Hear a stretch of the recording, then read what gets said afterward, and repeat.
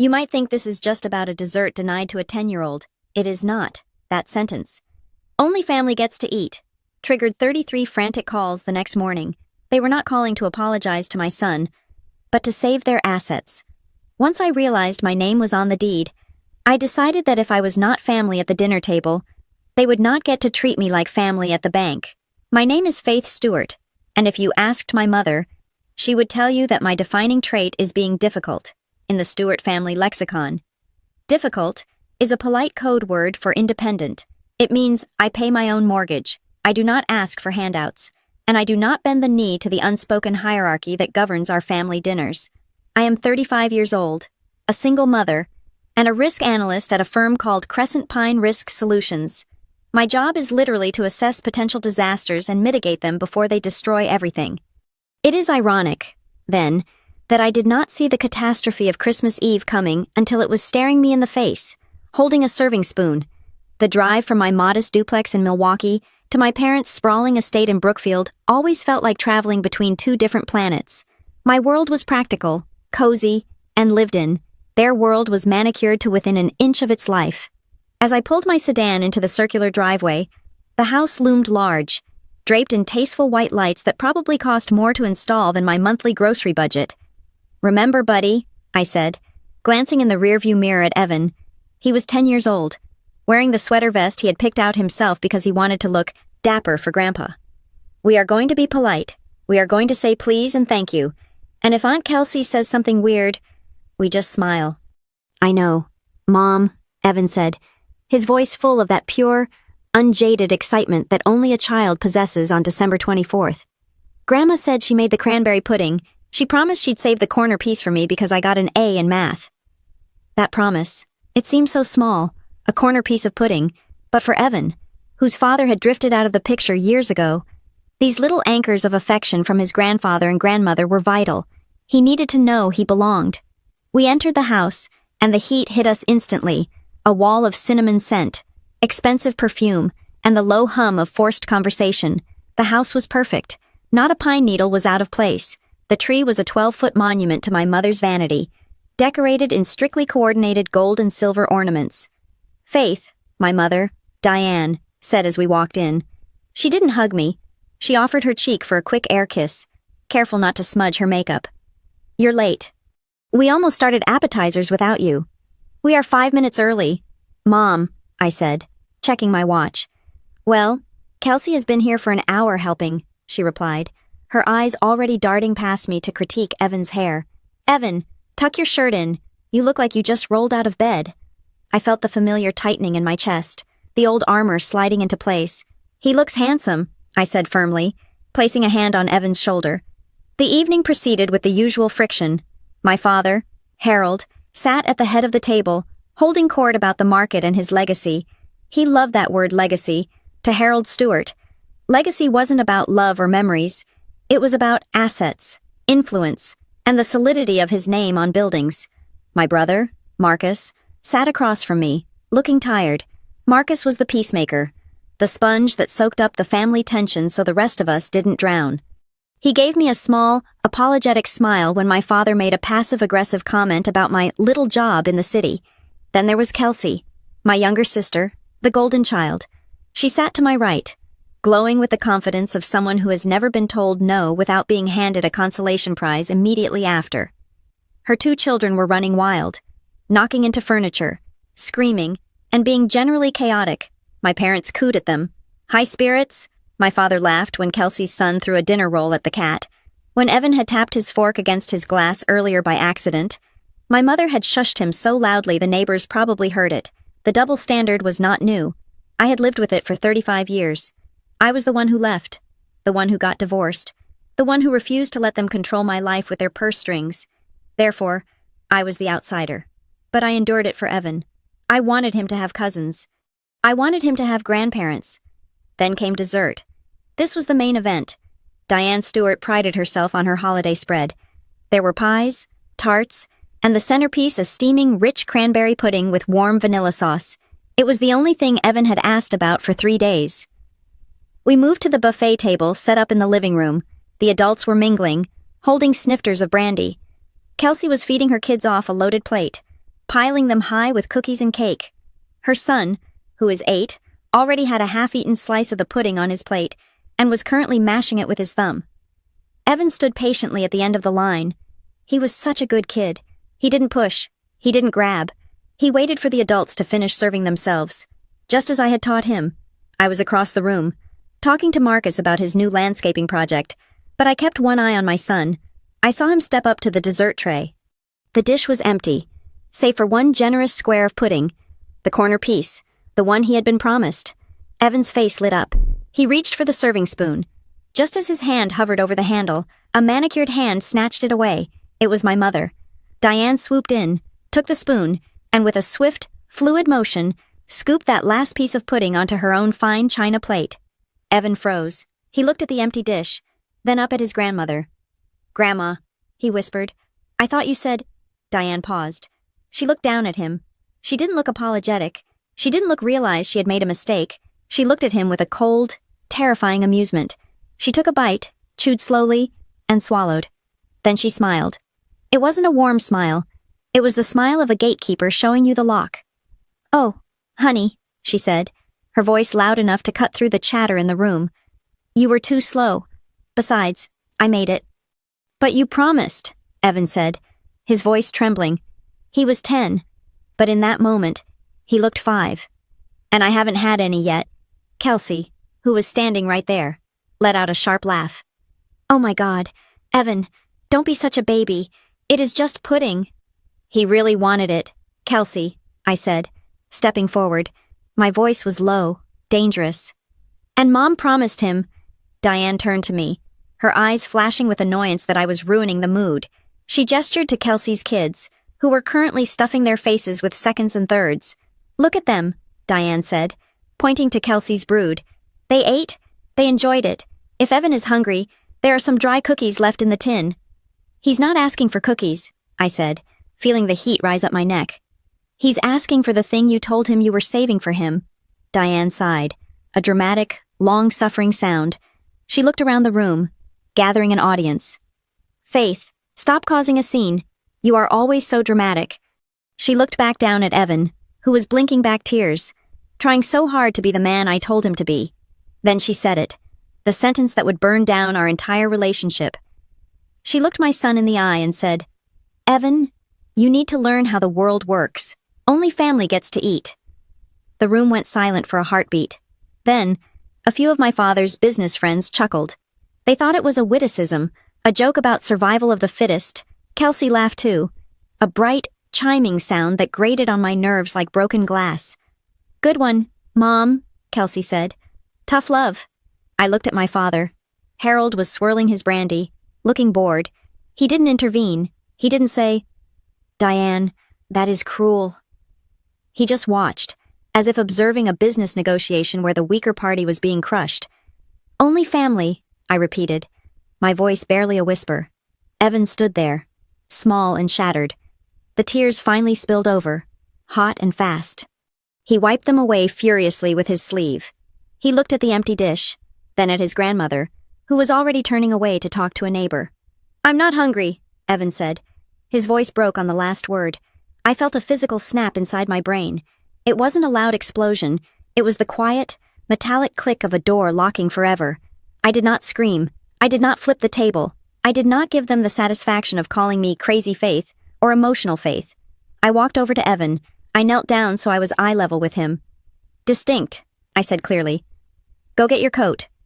"Faith, don't be ridiculous," my mother called out, fork poised halfway to her mouth. "We haven't even opened presents. You are going to ruin Christmas because of a piece of cake." I stood up and turned to her. I looked at the woman who gave birth to me, the woman who demanded worship every holiday. I looked at the pudding on her plate. "We are leaving," I said. "If you walk out that door," my father boomed from his armchair, finally engaging. "Don't expect a check for Evan's birthday." It was always about money with them, the leverage, the threat. I didn't answer him. I didn't look at Marcus, who was staring at his shoes, ashamed but silent. I didn't look at Kelsey, who was rolling her eyes. I walked to the closet, grabbed our coats, and helped Evan into his puffer jacket. I zipped it up to his chin. I put my hand on his back. "Merry Christmas," I said to the room. It was the coldest thing I've ever said in my life. We walked out into the biting Wisconsin winter air. The snow was falling in thick, silent flakes. The door clicked shut behind us, muffling the sound of the party, the laughter, and the warmth that was never really warm. The car ride back to Milwaukee was agonizing. The silence was heavy, thick with the things I couldn't say because I was the mother, and I had to be the strong one. I gripped the steering wheel so hard my knuckles turned white. The windshield wipers swished back and forth, a rhythmic metronome counting down the seconds of my restraint. I glanced at Evan in the passenger seat. He was staring out the window at the passing streetlights. He wasn't crying anymore, which was worse. He was thinking, "I'm sorry, Evan," I said, my voice tight. "I am so sorry." He didn't answer immediately. We arrived at our duplex 20 minutes later. It was dark, but as we walked in, I turned on the string lights I had hung around the living room window. It wasn't a mansion, but it was ours. It smelled like lavender and old books, not judgment and pine. "Go put your pajamas on," I told him, trying to inject some cheer into my voice. "I am going to make us the Special Reserve." The Special Reserve was our code for the expensive hot cocoa mix I bought from a local chocolatier, topped with an obscene amount of whipped cream and crushed peppermint. It was better than any dry pudding Diane Stewart could ever bake. I went into the kitchen, my hands shaking as I poured the milk. I was vibrating with rage. The image of her face, that smug, gatekeeping smile, was burned into my retinas. Only family gets to eat. It wasn't a joke. It was a statement of fact. In her mind, we were not family. We were accessories. We were tolerated guests. And the moment we wanted something she wanted, our status was revoked. I whipped the cream until my arm ached. I needed to hit something, but the cream had to suffice. I carried 2 steaming mugs into the living room. Evan was sitting on the couch, hugging his knees. He looked so small in the soft glow of the tree lights. I handed him the mug. "Here, careful. It is hot." He took it with both hands. He blew on the steam. He took a sip, and I saw a little bit of tension leave his shoulders. Then he looked up at me. His eyes were wide and devastatingly sincere. "Mom," he asked. "Yeah, bud. Are we not family?" The question hit me harder than the cold wind outside. It wasn't an accusatory question. It was a clarifying one. He was trying to understand the rules of the game he had just been forced to play. I sat down next to him and pulled him into my side. I wrapped my arm around him, burying my nose in his hair. He smelled like cold air and boy shampoo. "Evan, look at me," I said. He looked up. "Family," I said, choosing my words with the precision of the risk analyst I was, "is not about who has the same last name. It is not about who lives in the big house, and it is certainly not about who gets the last piece of pudding." "Then what is it?" he asked. "Family is where you are respected," I said fiercely. "Family is the people who make sure you are fed. Family is the people who would never, ever make you feel small just to make themselves feel big. You and me. We are family. Marcus is family. But what happened back there, that wasn't family. That was just people we are related to." He nodded slowly, processing this. "Okay," he whispered. "I like our family better." "Me too," I said. I held him until he finished his cocoa. I held him until his breathing evened out and he fell asleep against my shoulder. But as I sat there in the quiet of my living room, watching the snow pile up against the window pane, my mind was not peaceful. The sadness was evaporating, replaced by a cold, hard clarity. My mother had said, "Only family gets to eat." She thought she was teaching him a lesson about hierarchy. She thought she was putting me in my place. She thought she could starve us of affection and respect, and we would come crawling back for crumbs because we needed them. But she had made a fatal miscalculation. I looked around my apartment. I thought about the paperwork I had in my safe deposit box, documents I hadn't looked at in years because I trusted them. I thought about the cabin in Bayfield. I thought about the LLC structure my father had set up 5 years ago to protect the assets. I remembered the stack of papers they had shoved in front of me during the divorce, urging me to sign so things would be easier. I remembered signing them, but I also remembered reading them. I always read the fine print. That was my job. And as I replayed the evening in my head, the cruelty, the dismissal, the sheer arrogance of their power, I realized something terrifying and exhilarating. This wasn't about a piece of cake anymore. If only family gets to eat, and they had just decided I wasn't family, then they had better hope they didn't need a signature from a stranger to keep their kingdom intact. My phone sat on the coffee table, silent for now, But I knew tomorrow, it would ring. They would expect the apology tour. They would expect me to call and beg for forgiveness for ruining Christmas. I took a sip of my cocoa. It was sweet, hot, and satisfying. Let them eat cake, I thought. I am going to eat their legacy. The morning sun hit my bedroom blinds at 7 o'clock, slicing through the room in thin, dusty beams. For a split second, between the warmth of the duvet and the waking world, I forgot. I forgot the cranberry pudding. I forgot the look on my son's face. I forgot that I had walked out of my parents' house on Christmas Eve and effectively detonated a nuclear warhead in the middle of the living room. Then my phone vibrated against the nightstand wood. It was a long, angry buzz that sounded like an angry hornet trapped in a jar. I rolled over and picked it up. My screen was a wall of notifications. 33 missed calls. 33. I stared at the number, blinking the sleep from my eyes. Who calls someone 33 times between midnight and 7 in the morning on Christmas Day? A worried mother? A grieving parent? No, a panic-stricken asset manager. The calls were all from Mom. There were also 14 text messages, but the preview lines were not visible because I keep my notifications private. I unlocked the phone, my thumb hovering over the voicemail icon. I knew I should not listen to it. I knew it would be poison.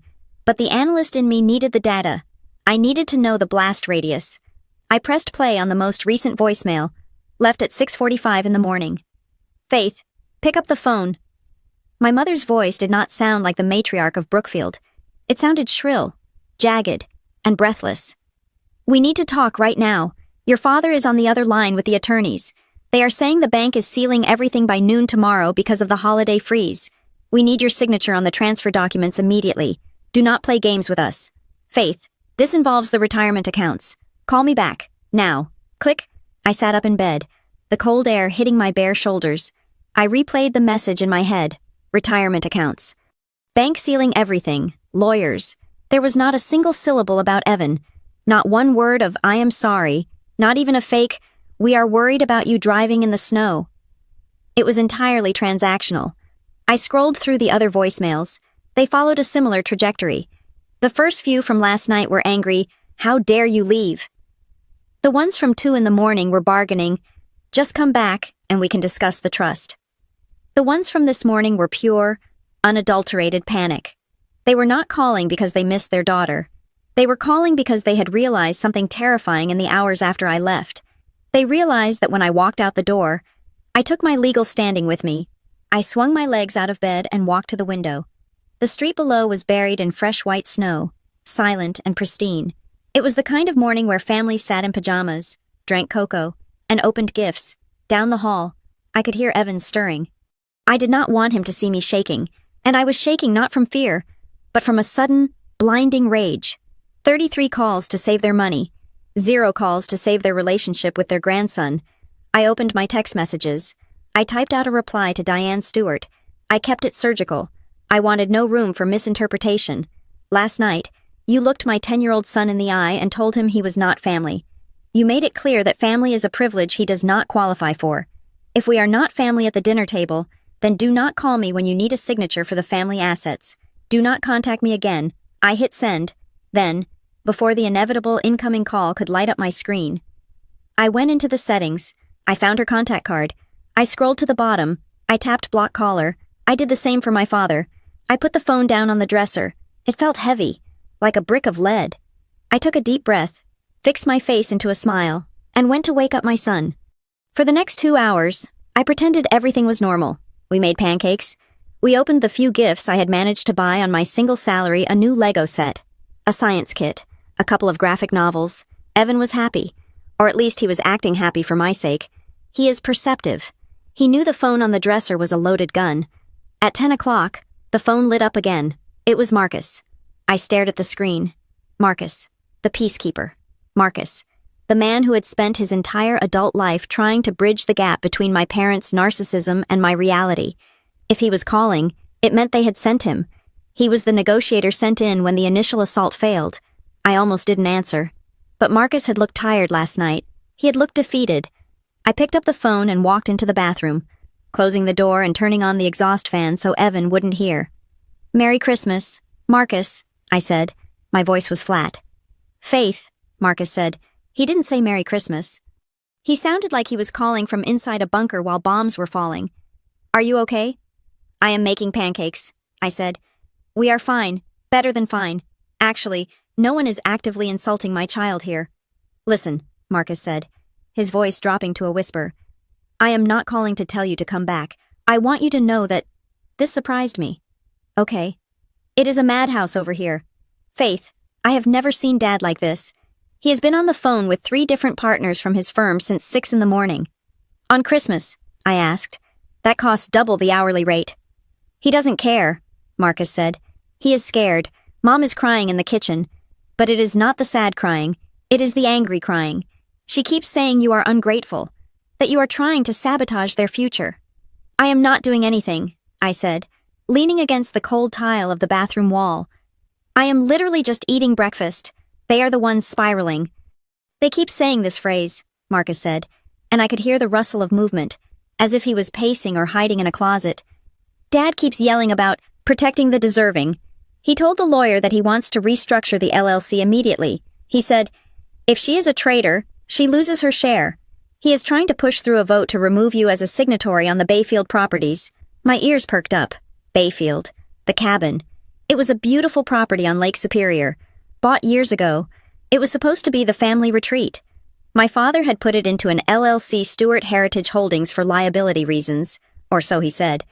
"He can't remove me," I said, my analyst brain kicking into gear. "Not without my consent. That operating agreement requires a unanimous vote for structural changes. I remember reading it when I signed it 5 years ago." "That is what the lawyer told him," Marcus said. "That is why they are panicking. They need you to sign a waiver. They sent you an email this morning, disguised as a holiday update, but it is actually a rush request for a digital signature on a modification doc." I laughed. It was a dry, humorless sound. "They think I am stupid. They think I will just click sign because I'm afraid of them." "They are desperate. Faith, why are they so desperate about the cabin right now? It is just a vacation house. We hardly go there in the winter." "It is never just a vacation house with Dad," I said. "It is an asset, and if they are rushing to seal something before the end of the year, it means that asset is leveraged." There was a silence on the line. I could hear the faint sound of shouting in the background on Marcus's end, my father's booming baritone. "Faith," Marcus said, "I heard what you texted Mom. Good. You said, if I am not family at the table, I am not family on paper." "I meant it. They are going to come for you," Marcus warned. "Dad is talking about scorched earth. He said if you don't sign by tomorrow, he's going to sue you for breach of fiduciary duty or something. He is making stuff up." "Let him try," I said. "I have done nothing wrong. I just refuse to be abused. That is not a crime." Marcus was quiet for a long time. The background shouting got louder, then muffled again. When he spoke next, his voice was different. The hesitation was gone.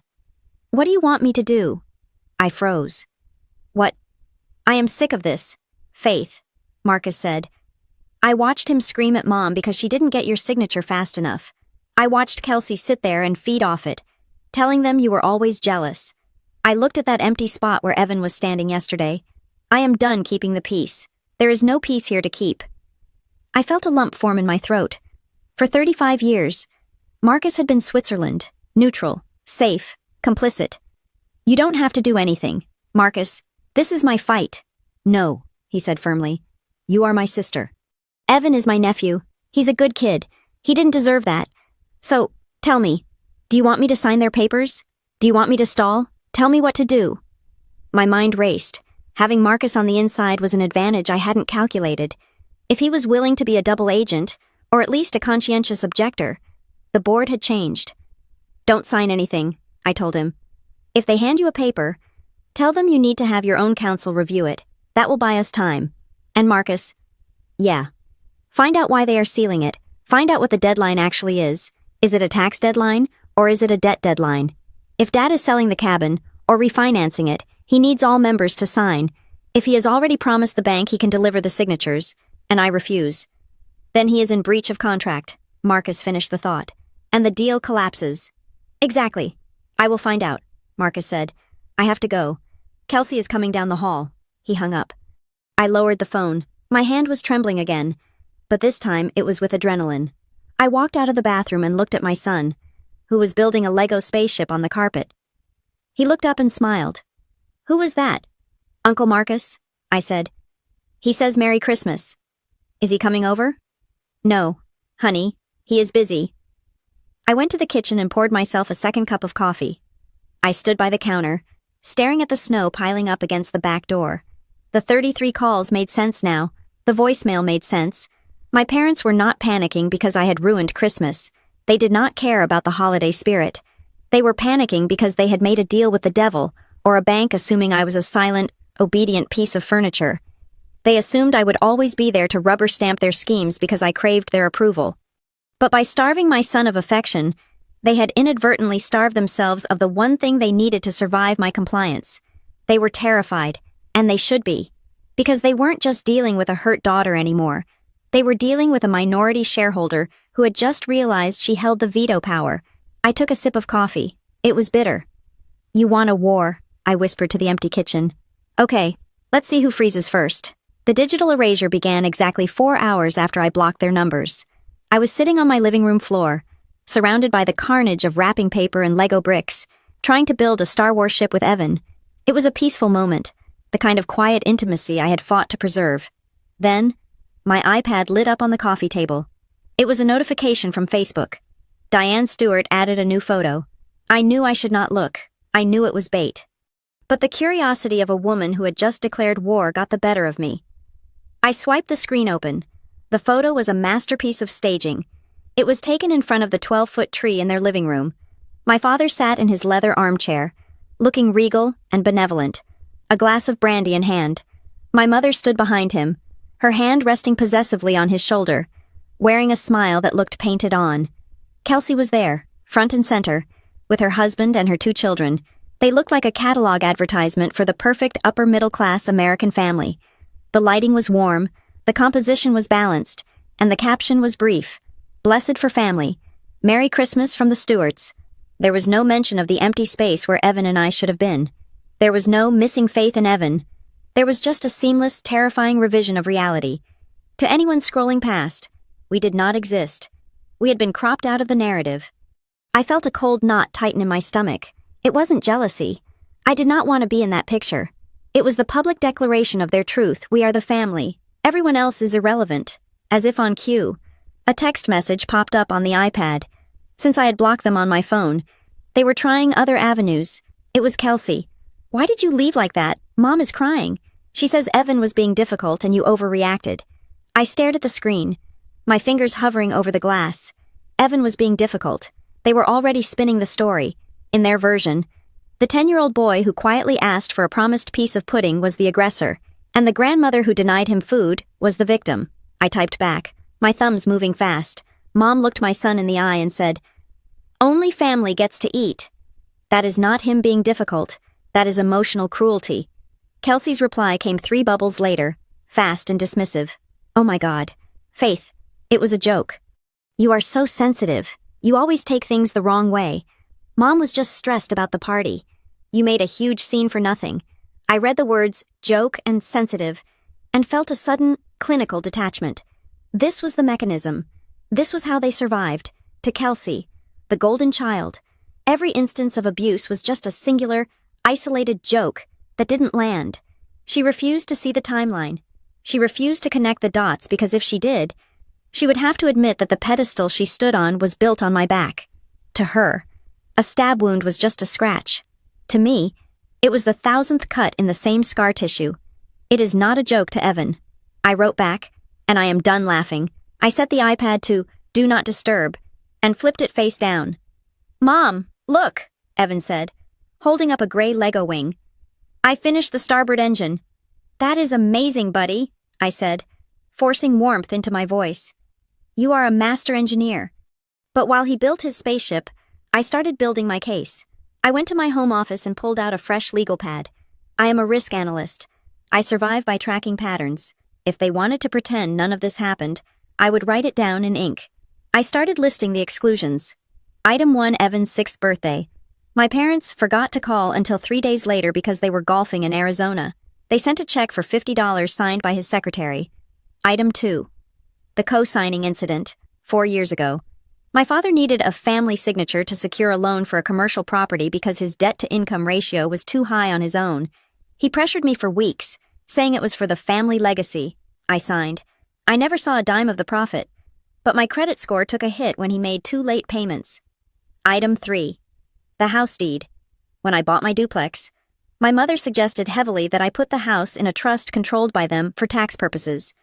She said it was convenient. I had refused, and she gave me the silent treatment for a month. I wrote until my hand cramped. The page was full of small betrayals, financial manipulations, and emotional neglect. It wasn't a list of grievances. It was a dossier of systemic exploitation. And then, my pen hovered over the last entry. The Bayfield cabin. I circled it 3 times. My phone buzzed again. I had blocked the family, but I hadn't blocked Marcus's personal cell. Meet me at the Grind on 3rd Street. 1 hour. Come alone. The Grind was a coffee shop in the Warehouse District, miles away from the country clubs of Brookfield. It was loud, smelled of burnt beans, and had zero ambiance. It was neutral ground. I left Evan with my neighbor, Mrs. Gable, a sweet retired librarian who actually liked children, and drove downtown. Marcus was already there, sitting in a booth in the back corner. He looked terrible. My brother is a handsome man, usually polished to perfection, but today he looked like he had aged 5 years overnight. He was wearing a wrinkled hoodie, and there were dark circles under his eyes. He was staring into a black coffee as if it held the secrets of the universe. I slid into the booth opposite him.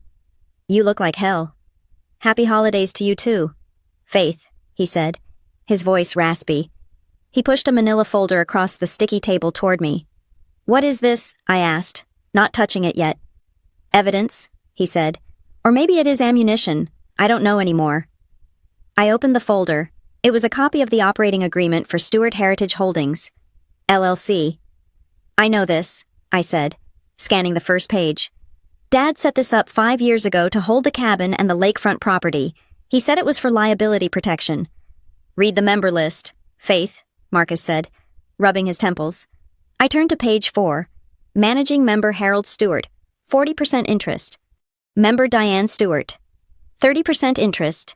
Member Marcus Stewart, 15% interest. Member Faith Stewart, 15% interest. I know I am a member, I said. I signed the papers. Do you remember why you are a member? Marcus asked, leaning forward. Do you remember how that happened? I frowned, casting my mind back to the blur of life right after my divorce. I had been vulnerable, scared, and trying to rebuild my finances. Dad said he wanted to include me. He said it was his way of making sure I had assets for Evan. Marcus let out a short, bitter laugh. Faith, you are the smartest person I know. But sometimes you are blind when it comes to them. Dad didn't give you 15% out of the goodness of his heart. Think back, the summer of 2020. The roof on the cabin collapsed. The dock was washed away by the storm. The memory hit me like a physical slap. I had just received my divorce settlement.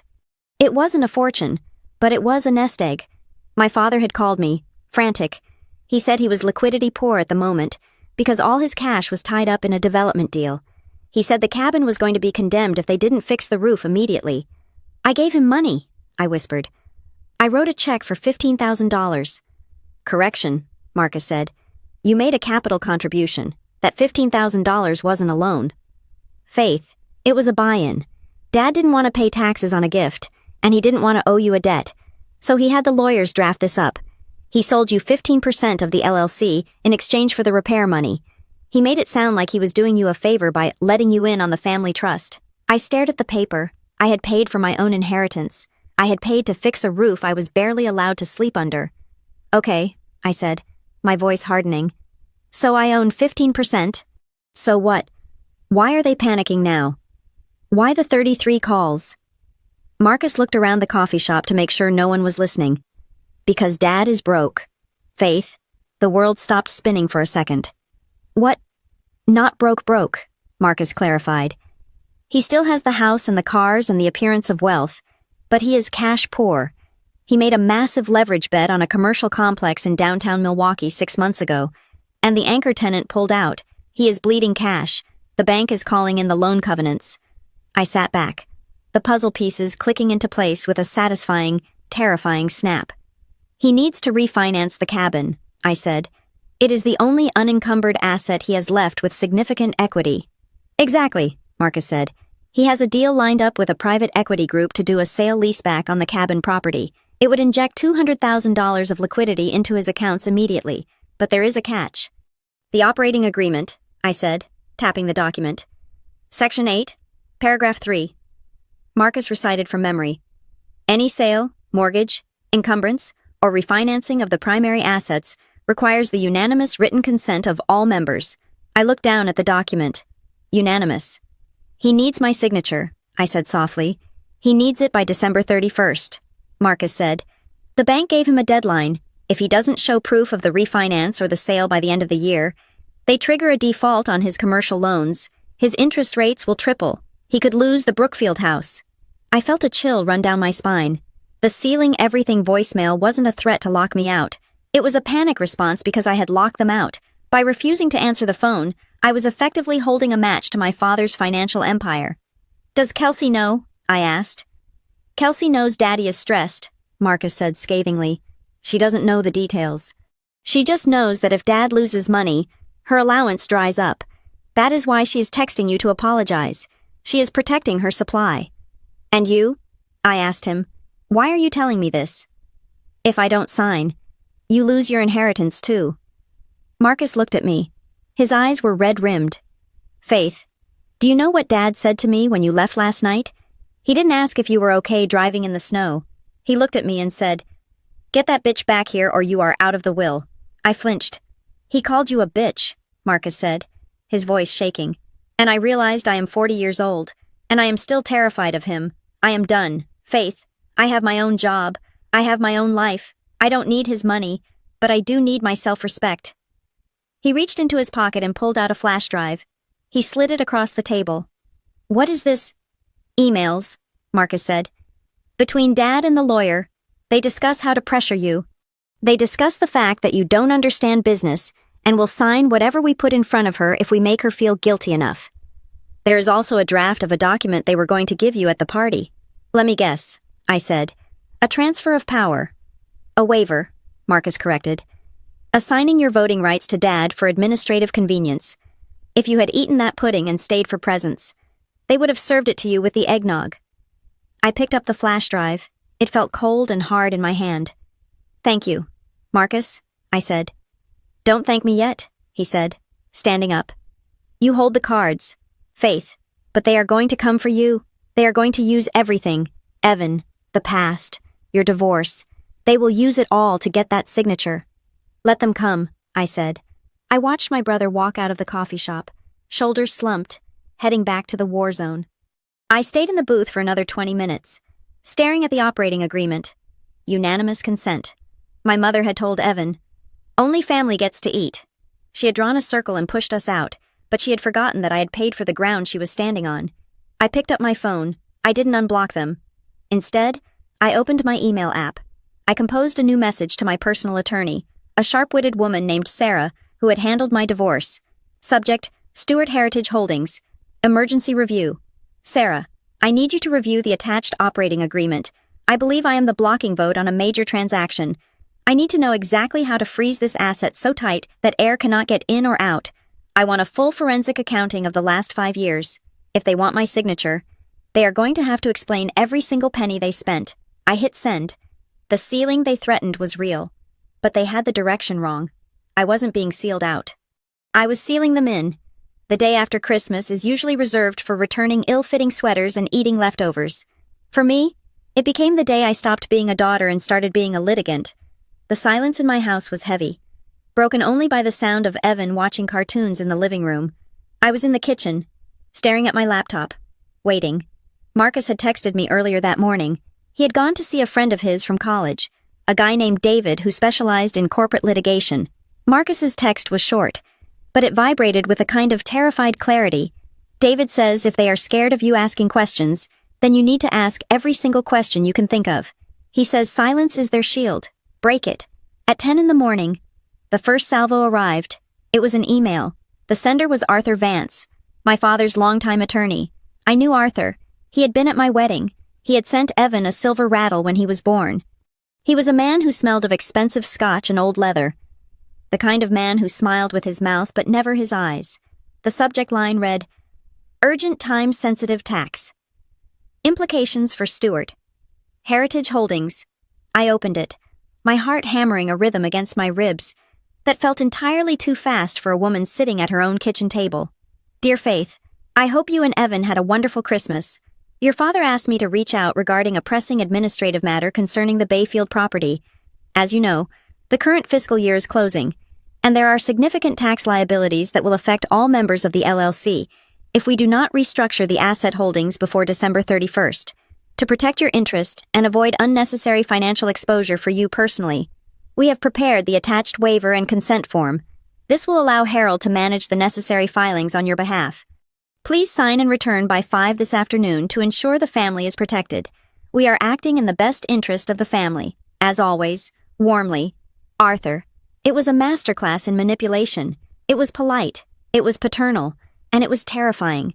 It used words like liability and exposure to trigger the primal fear of anyone who lives paycheck to paycheck. It suggested that if I did not sign, I would be the one owing the IRS money. It framed my compliance as self-preservation. A younger version of me would have panicked. A younger version of me would have thought, oh no, I don't want to cause trouble.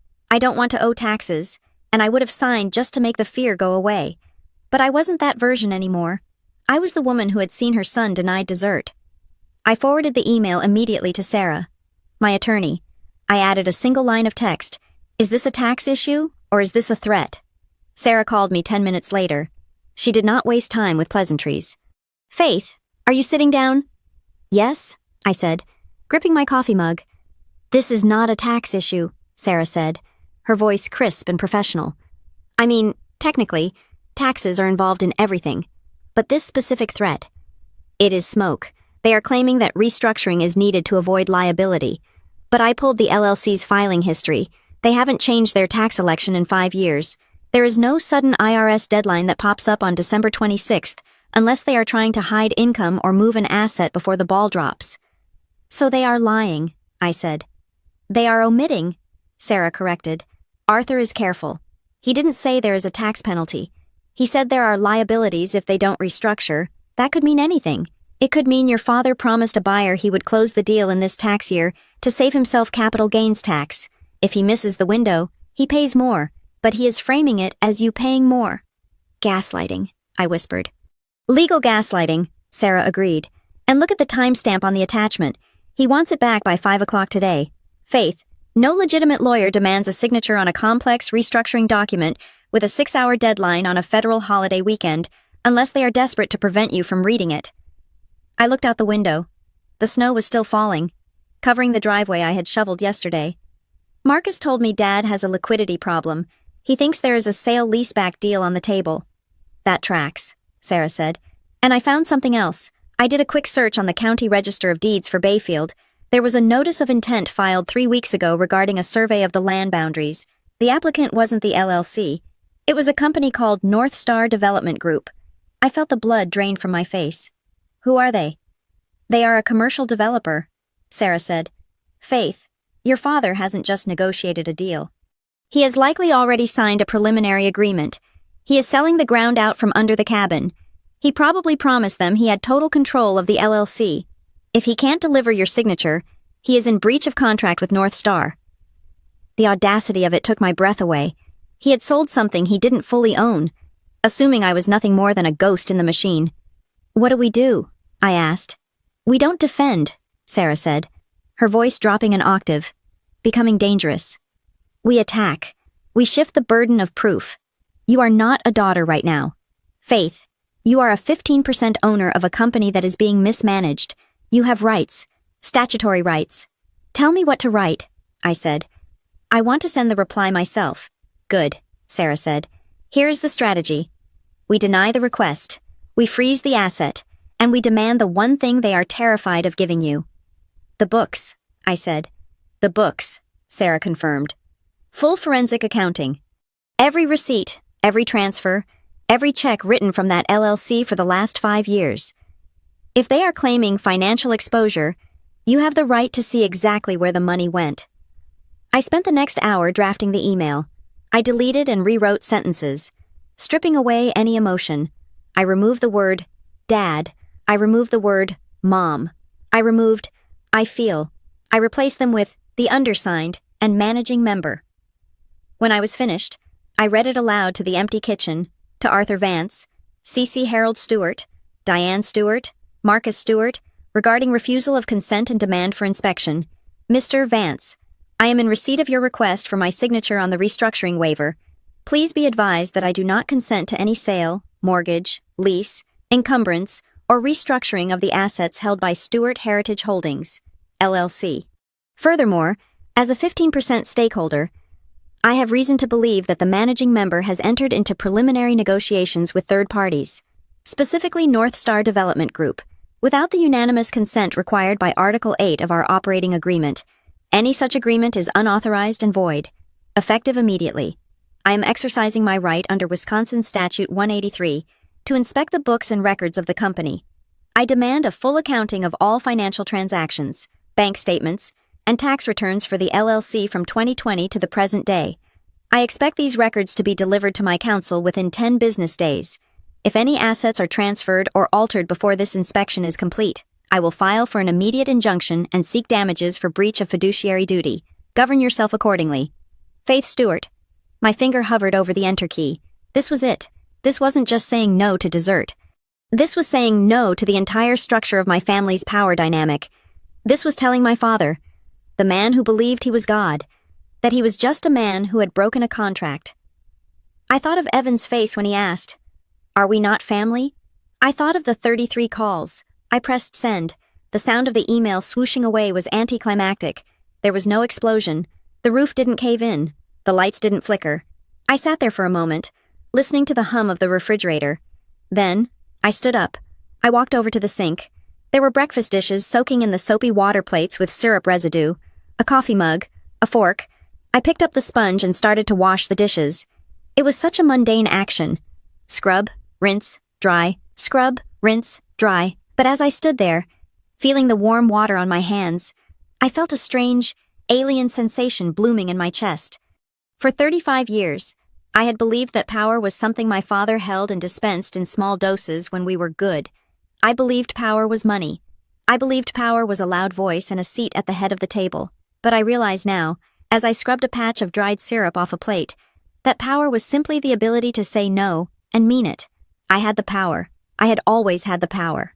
My signature was the key to their kingdom, and I had spent my whole life begging them to let me hold it, not realizing I was the one locking the door. They weren't angry because I was weak. They were angry because I was strong, and they had spent decades trying to make me forget it. I finished the dishes. I dried my hands on a towel.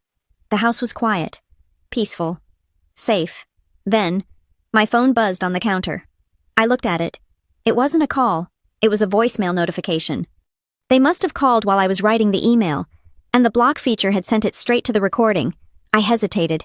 I didn't want to break the peace, but I needed to know the reaction. The email would have landed in Arthur's inbox 5 minutes ago. He would have called my father immediately. I pressed play. Faith. It was my mother. She wasn't screaming this time. She was sobbing. It was a wet, jagged sound. The sound of a woman who has lost control of her world. Faith, how could you do this? She wept. Arthur just called your father. He says you are asking for the records. Faith, you are going to ruin us. Your father, his heart can't take this stress. This was supposed to be our retirement. That money was for the family. Why are you so hateful? We gave you life. We gave you everything. And you send a letter like that. I listened, waiting. I waited for her to say, I am sorry I hurt Evan. I waited for her to say, we shouldn't have excluded you. I waited for her to ask, why are you doing this? In a way that sought understanding, not guilt. But she didn't. You need to withdraw it, she pleaded, her voice cracking. Call Arthur and withdraw it. Please, Faith, don't be this person. Only family gets to eat. Don't you understand? You are starving us. The irony was so thick I could taste it. She was using the very weapon she had used against my son, the threat of starvation, to beg for her own feast. She didn't care about the accounting because it was extra paperwork. She cared because she knew what I would find. She was terrified of the truth. If you don't fix this, she sobbed, don't ever come back. The message ended. I looked at the phone. I didn't feel guilty. I didn't feel sad. I felt justified. She was crying about retirement accounts and stress. She wasn't crying about the fact that she had alienated her daughter and grandson. She was mourning the loss of her control, not the loss of our love. I deleted the voicemail. Mom. I turned around. Evan was standing in the doorway, holding his new science kit. Can we make the volcano now? I smiled at him. It was a real smile, one that reached my eyes. Yes, I said. Let's make a volcano. Let's make a big one. I walked over to him, leaving the phone on the counter. The war was raging outside, and I had just launched a missile that would decimate their defenses. But in here, in this house, the only thing that mattered was a little boy and his vinegar and baking soda explosion. I was done being their daughter. I was Evan's mother, and nobody was going to eat until he was full. The silence from Brookfield lasted exactly 24 hours. After my email demanding the financial records, I expected them to regroup, to consult with Arthur Vance, and perhaps to come back with a polished legal rebuttal. I did not expect them to double down on the cruelty. It started with a notification on my phone Tuesday morning. I had blocked their calls, but I had left the text channels open, mostly because my lawyer, Sarah, advised me to keep a record of everything they said. Let them dig their own grave, she had said. Every text is a shovel. The message was from my mother, Diane. Faith, I am praying for you. I know you are lashing out because you are hurting, but trying to destroy your father's legacy won't fix what is broken inside you. Evan needs to learn respect. The world does not revolve around him. You are too soft with him, and that is why he is so fragile. If you had disciplined him properly, he wouldn't have cried over a dessert.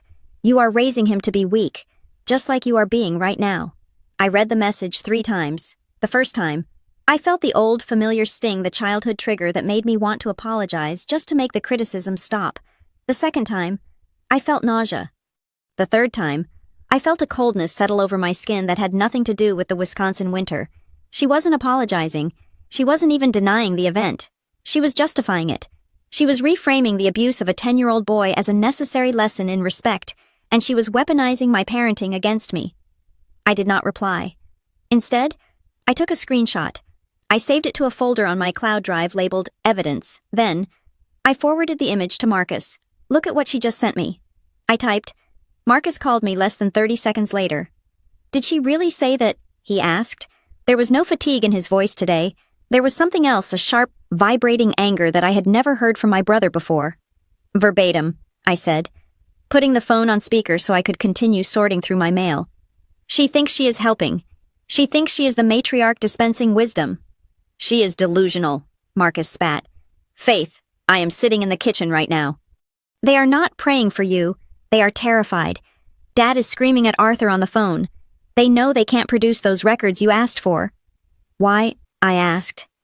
What is in them? I don't know the specifics, Marcus said, lowering his voice. But I heard Dad say, if she sees the ledger for 2023, we are dead. And then Mom sent you that text. They are trying to break you emotionally so you withdraw the demand. It is not going to work, I said. In fact, it just makes me want to see those ledgers more. Good, Marcus said, because I am done making excuses for them. You know what Dad said when he read your email? He didn't say, maybe we should talk to her. He said, she is ungrateful trash. He talked about you like you were an employee he wanted to fire, not his daughter. I am an employee to him, I said. I am the employee who holds the password to the safe. Just then, another text popped up. This one was from Kelsey. Mom showed me your email. I can't believe you are suing the family. You are just jealous because Dad trusts me with the estate planning and he keeps you in the dark. Grow up, Faith. Stop trying to ruin everything just because you are bitter about your divorce. I read it aloud to Marcus. Marcus sighed. A heavy, exhausted sound. They are feeding her scraps. Faith, Dad told Kelsey that if the restructuring goes through, he will put her in charge of the cabin's rental income. She thinks she is being promoted. She doesn't realize she is being used as a shield. She says I am jealous, I said, looking at the text. She has no idea I am trying to save the asset she thinks she's going to inherit. Don't tell her, Marcus said. She won't believe you. She is drinking the Kool-Aid by the gallon. Just be careful. Faith, they are getting desperate. I am not afraid of them, Marcus. You should be, he said darkly. Desperate people do irrational things. An hour later, I found out exactly why they were so desperate. My lawyer, Sarah, requested a video call. When her face appeared on my laptop screen, she looked like a hunter who had just trapped a very large, very dangerous animal. "Faith," she said, skipping the pleasantries. "We found it." "Found what?" "The reason for the deadline, the reason for the 33 calls, the reason they are terrified of your inspection demand." She shared her screen. It was a complex document with the header of a bank I recognized, First Wisconsin Commercial. "Your father isn't just selling the land under the cabin," Sarah explained, using her cursor to highlight a paragraph. "He is trying to execute a cross-collateralized refinance. Do you know what that is?" "I am a risk analyst," I said. "It means he is using one asset to secure debt on another." "Exactly," Sarah said. "And it is worse than we thought. Harold took out a massive bridge loan 18 months ago to invest in a tech park development outside of Madison. It was a high-risk venture. The development stalled. The bridge loan is maturing on December 31st. I stared at the numbers. They were staggering. "If he doesn't pay it back?" I asked. "He defaults," Sarah said, "and the penalties are severe. But here's the kicker. The bank agreed to convert the bridge loan into a long-term mortgage. If and only if he could put up additional collateral. He offered them the Bayfield cabin. He put up the family cabin to save a failed tech park investment," I said, feeling the anger burn hot in my chest. "Yes," Sarah said, "but the bank did their due diligence. They saw the operating agreement. They saw that the cabin is owned by Stewart Heritage Holdings, LLC, and they saw that you own 15%. They told him they cannot accept the cabin as collateral without a signed resolution from all members agreeing to encumber the property. So that is what the restructuring waiver was." I realized it wasn't about taxes. It was a permission slip for him to gamble my inheritance to cover his losses. "Correct," Sarah said. "And if he doesn't get your signature by the 31st, the refinance falls through. The bridge loan defaults. The bank will seize his commercial assets, and they might come after his personal liquidity to satisfy the debt. He is looking at financial ruin." "Faith, he lied to me," I whispered. "He told me it was for the best interest of the family. He told me it was tax liability." "He lied because he knew you would say no," Sarah said. "He knew that if you saw the books, you would see that the LLC has been draining cash to pay the interest on his other loans. He has been commingling funds. Faith, that is why he is scared of the accounting. He has been using the cabin's maintenance fund as his personal piggy bank to keep his other sinking ships afloat." I sat back in my chair. The magnitude of the betrayal was breathtaking. 33 calls, I said softly. He wasn't calling to apologize to Evan. He was calling because the bank was breathing down his neck. I am not a daughter to him. I am a compliance hurdle.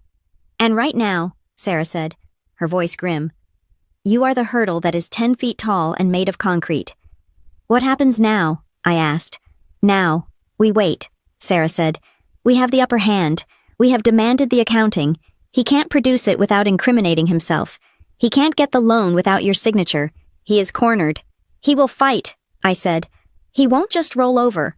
"No," Sarah agreed. "He won't. And that brings me to the other thing I need to tell you. I have a contact at the clerk of courts. They haven't filed anything yet. But word gets around." "What word?" "Your father is telling people, his partners. The bank. Anyone who will listen, that the reason he can't get the signature is because you are mentally unstable." The air left the room. "What?" "He is spinning a narrative," Sarah said gently. "He is saying that you had a breakdown after your divorce, that you are vindictive and irrational. He is trying to lay the groundwork to petition a judge for an emergency order to bypass your signature, claiming you are acting in bad faith to harm the company. He is calling me crazy," I said, my voice shaking. "To save his money."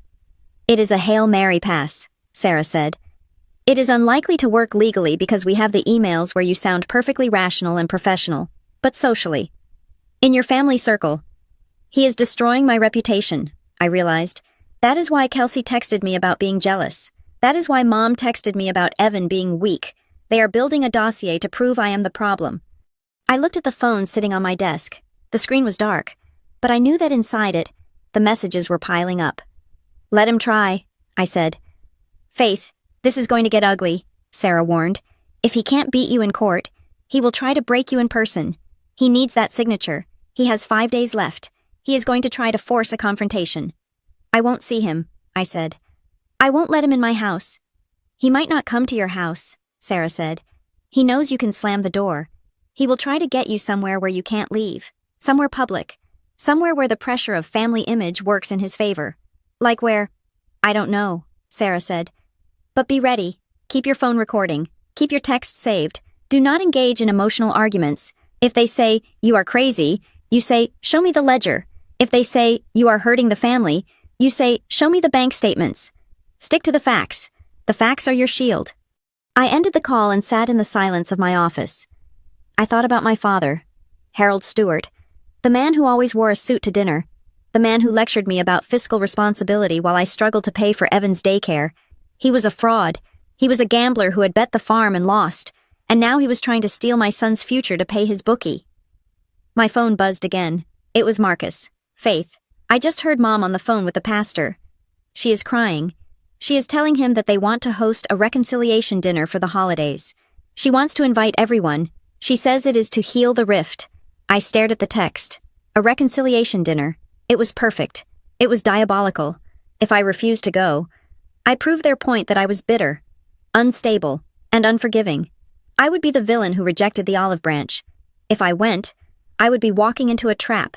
They would ambush me. They would have the documents ready. They would use the pressure of the pastor, the neighbors, and the holiday spirit to guilt me into signing. They would surround me with people who thought I was the problem and demand I do the right thing. It wasn't a dinner. It was a public execution of my boundaries. I typed back to Marcus, "It is a trap.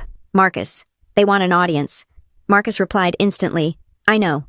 Dad just told Kelsey to make sure the notary is invited." The notary? They were bringing a notary to a dinner party. I felt a strange, cold calm wash over me. It was the calm of the risk analyst who finally sees the full scope of the disaster scenario. They thought they could shame me into submission. They thought that if they put me in a room with enough respectable people, I would revert to the obedient daughter who just wanted everyone to be happy. They were wrong. I opened my laptop again. I created a new folder titled, The Dinner. I dragged the screenshot of Diane's text into it. I dragged the email from Arthur Vance into it. I dragged the PDF of the bank loan details Sarah had sent me into it. I wasn't going to hide. I wasn't going to run. If they wanted a show, I would give them one. But I wouldn't be reading from their script. I stood up and walked to the window. Evan was in the backyard, building a snowman. He looked happy. He looked safe. "Only family gets to eat," I whispered to the glass.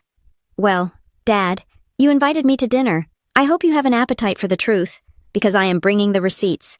Wednesday morning arrived not with sunlight, but with a digital avalanche. My attorney, Sarah, had been right.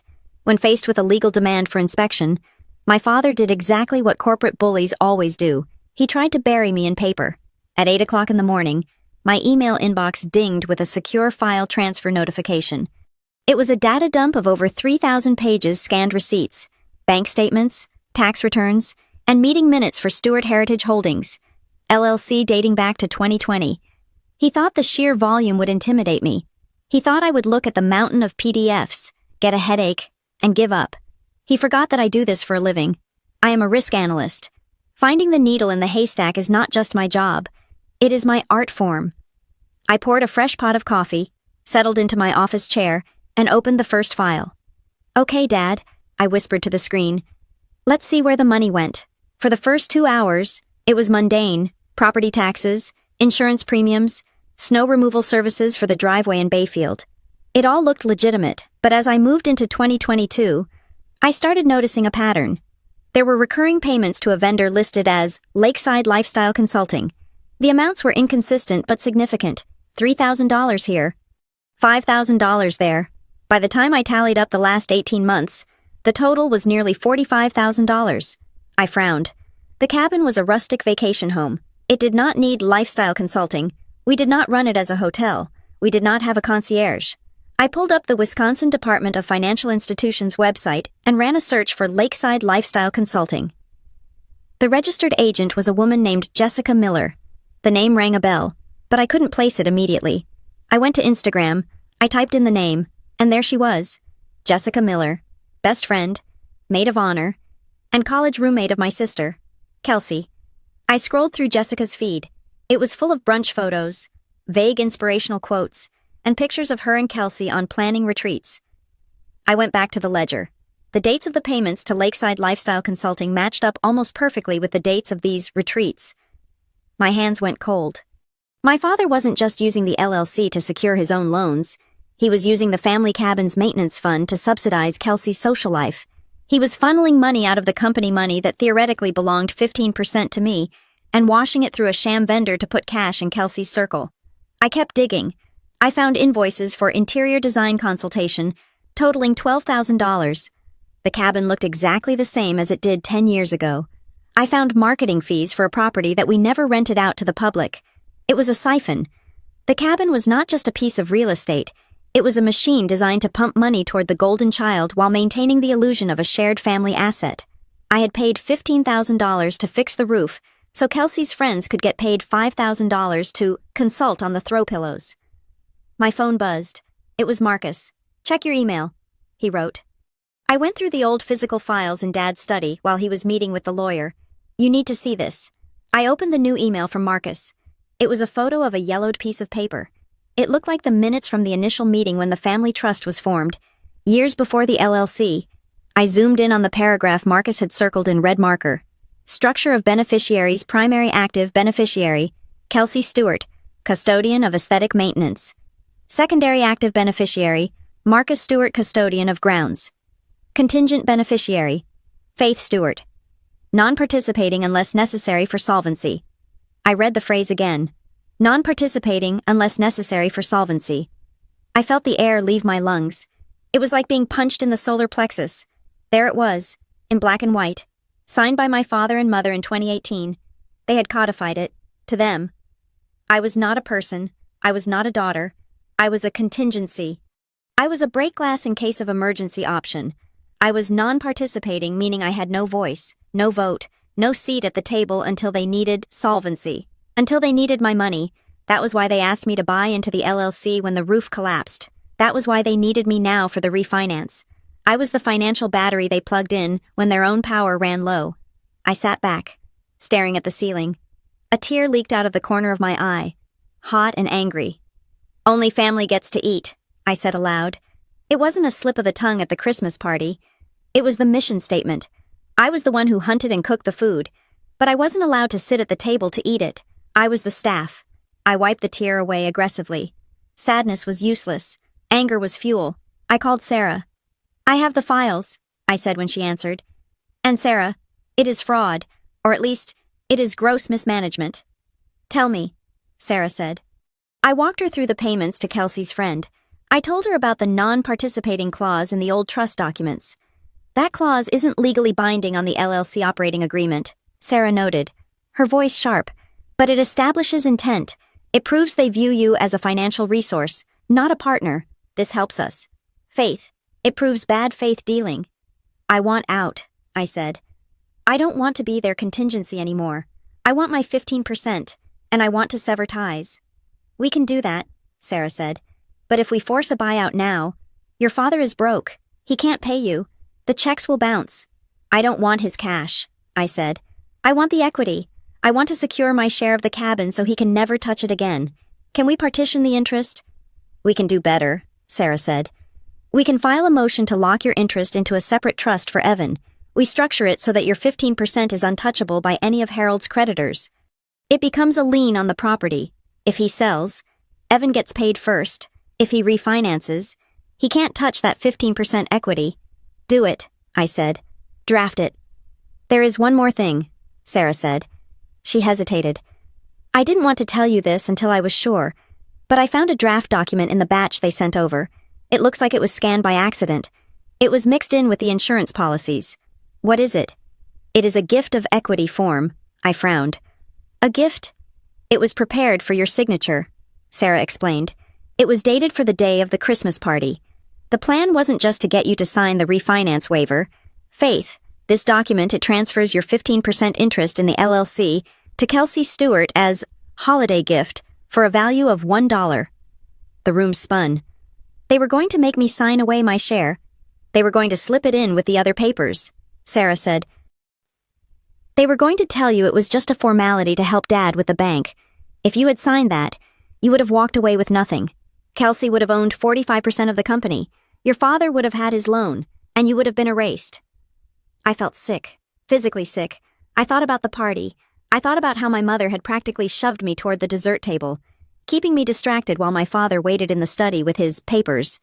They didn't just forget dessert for my son. They were planning to steal his inheritance while he ate it. He would have tricked me, I whispered. He would have looked me in the face, wished me a Merry Christmas, and stolen nearly $100,000 of equity from me. Yes, Sarah said. That was the plan. Okay, I said.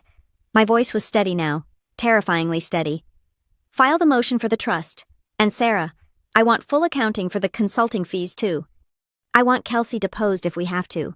I want to know exactly what lifestyle advice cost $45,000. I will have the papers ready by tomorrow, Sarah said. But Faith, be prepared. When they realize you know about the gift scheme, and when they realize you found the money trail to Kelsey, the gloves will come off. They will stop pretending to be civil.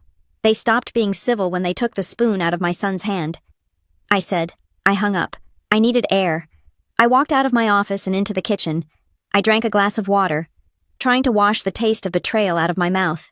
Then, my phone buzzed with a notification from my neighborhood group chat. I usually ignored these. It was mostly complaints about people not picking up after their dogs or parking on the street during snow emergencies. But this message had my name in it. It was from Mrs. Gable, my neighbor and occasional babysitter. She had sent me a private screenshot of a post from a private Facebook group called Brookfield Community Prayer Circle. Mrs. Gable Faith. Honey, I thought you should see this. I don't believe a word of it. But people are talking. I opened the screenshot. It was a post by Diane Stewart. Please pray for our family during this difficult season. Our hearts are breaking. We have worked our whole lives to build a legacy for our children. But unfortunately, greed can poison even the closest bonds. Our daughter Faith has decided to sue us to try and seize control of our retirement assets. We are at risk of losing our family cabin because she is demanding we liquidate it to pay her out. It is so hard when a child you raised with love turns on you for money. We are just praying she finds peace and stops this attack on her own parents. There were 50 comments already. How awful, so ungrateful. I always thought she looked a bit cold. Stay strong. Diane. God sees the truth. I stared at the screen. She was twisting the narrative so violently it was almost impressive. She was accusing me of exactly what they were doing to me. Projecting. They were the ones stealing. They were the ones liquidating. They were the ones driven by greed. But she had the microphone. She had the prayer circle. She had the tears. I felt a surge of panic. This was my reputation.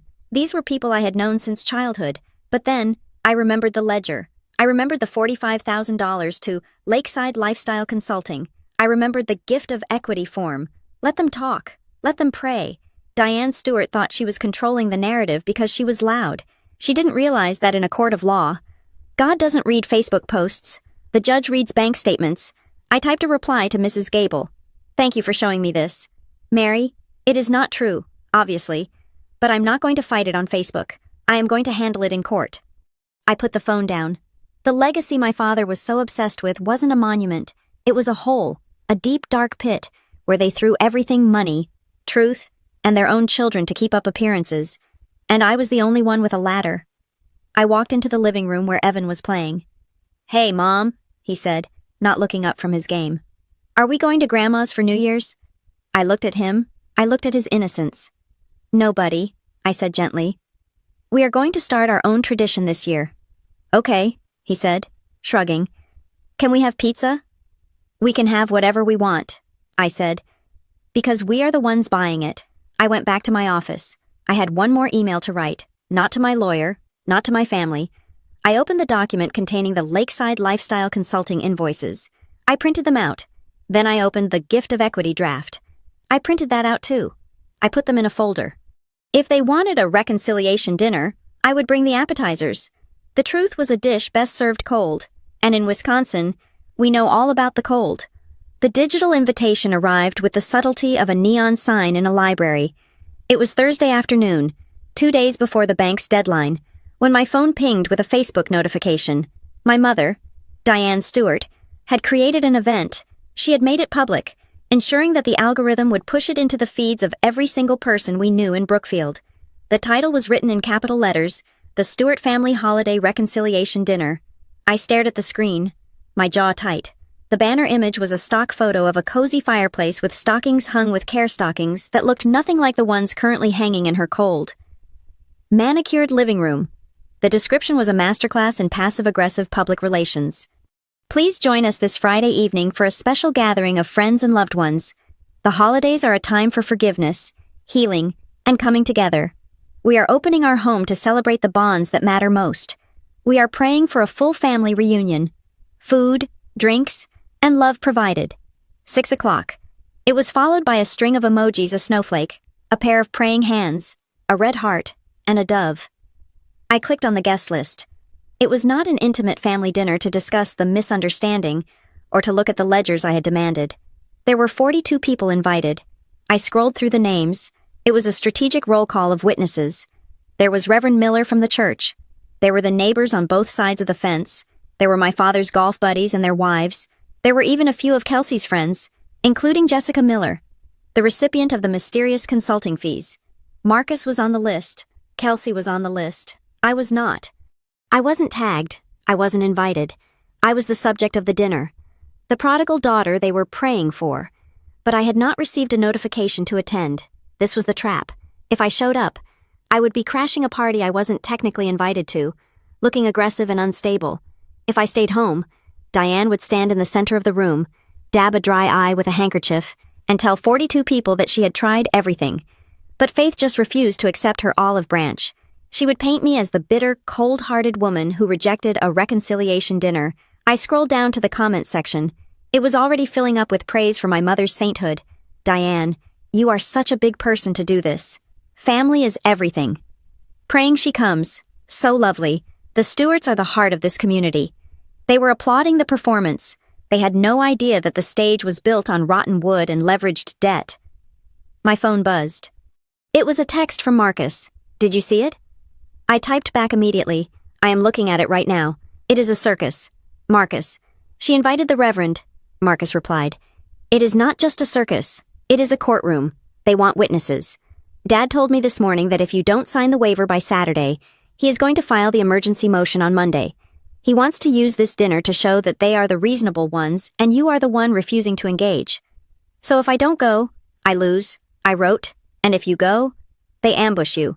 Marcus countered, they will have the papers there.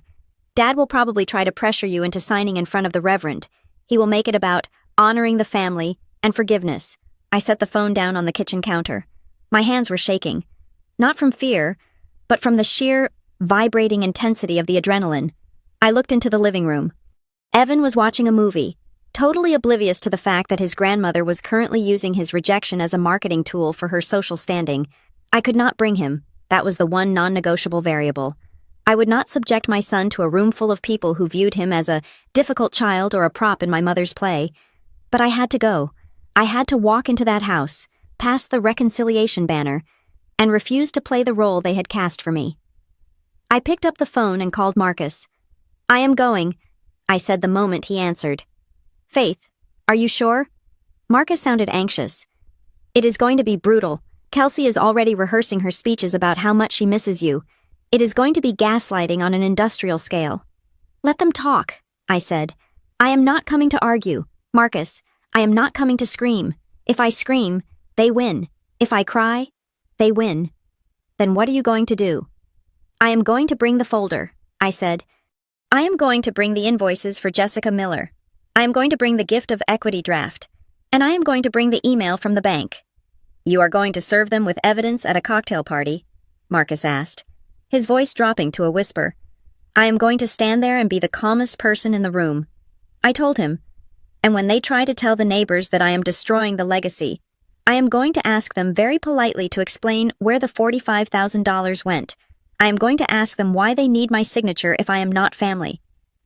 Marcus was silent for a moment. Then, he let out a long breath. Okay, he said. I am with you. I won't drink. I will stay sober. I will stick to the facts. We need a signal, I said. If Dad starts getting physical if he tries to corner me in the study, you step in. I will be your shadow, Marcus promised. I am done being Switzerland.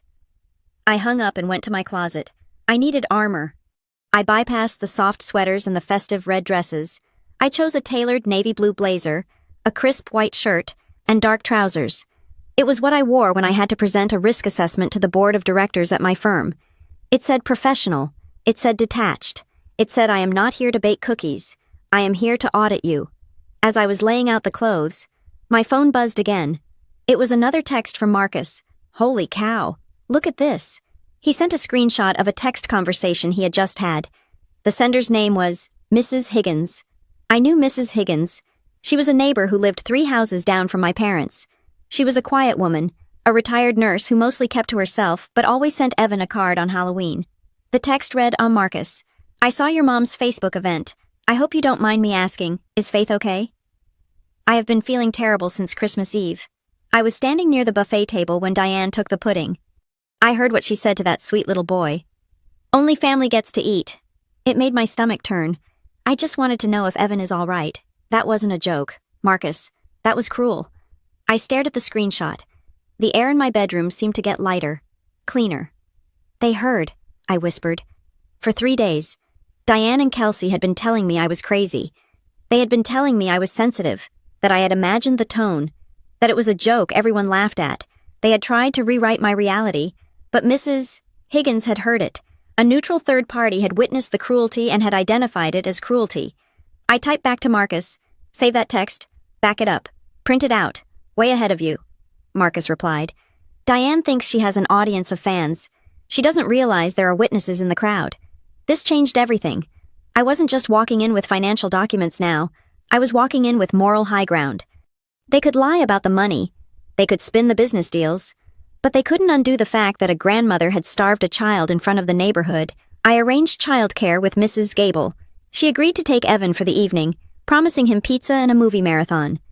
You look like you are going to war, dear, Mrs. Gable said when I dropped him off at 5:30. I am just going to dinner, I said, kissing Evan on the head. But yes, sometimes that is the same thing. Mom, are you going to bring me a piece of cake this time? Evan asked, looking up from his boots. The question was innocent, but it cut me deep. No, honey, I said, crouching down. I am not bringing anything back from that house. We have our own cake at home. Better cake. I drove to Brookfield in silence. The roads were slick with black ice. The snow piled high on the banks. The Christmas lights on the mansions blurred past me. Streaks of red and green in the dark. When I turned onto my parents' street, the driveway was already full. Cars lined the curb.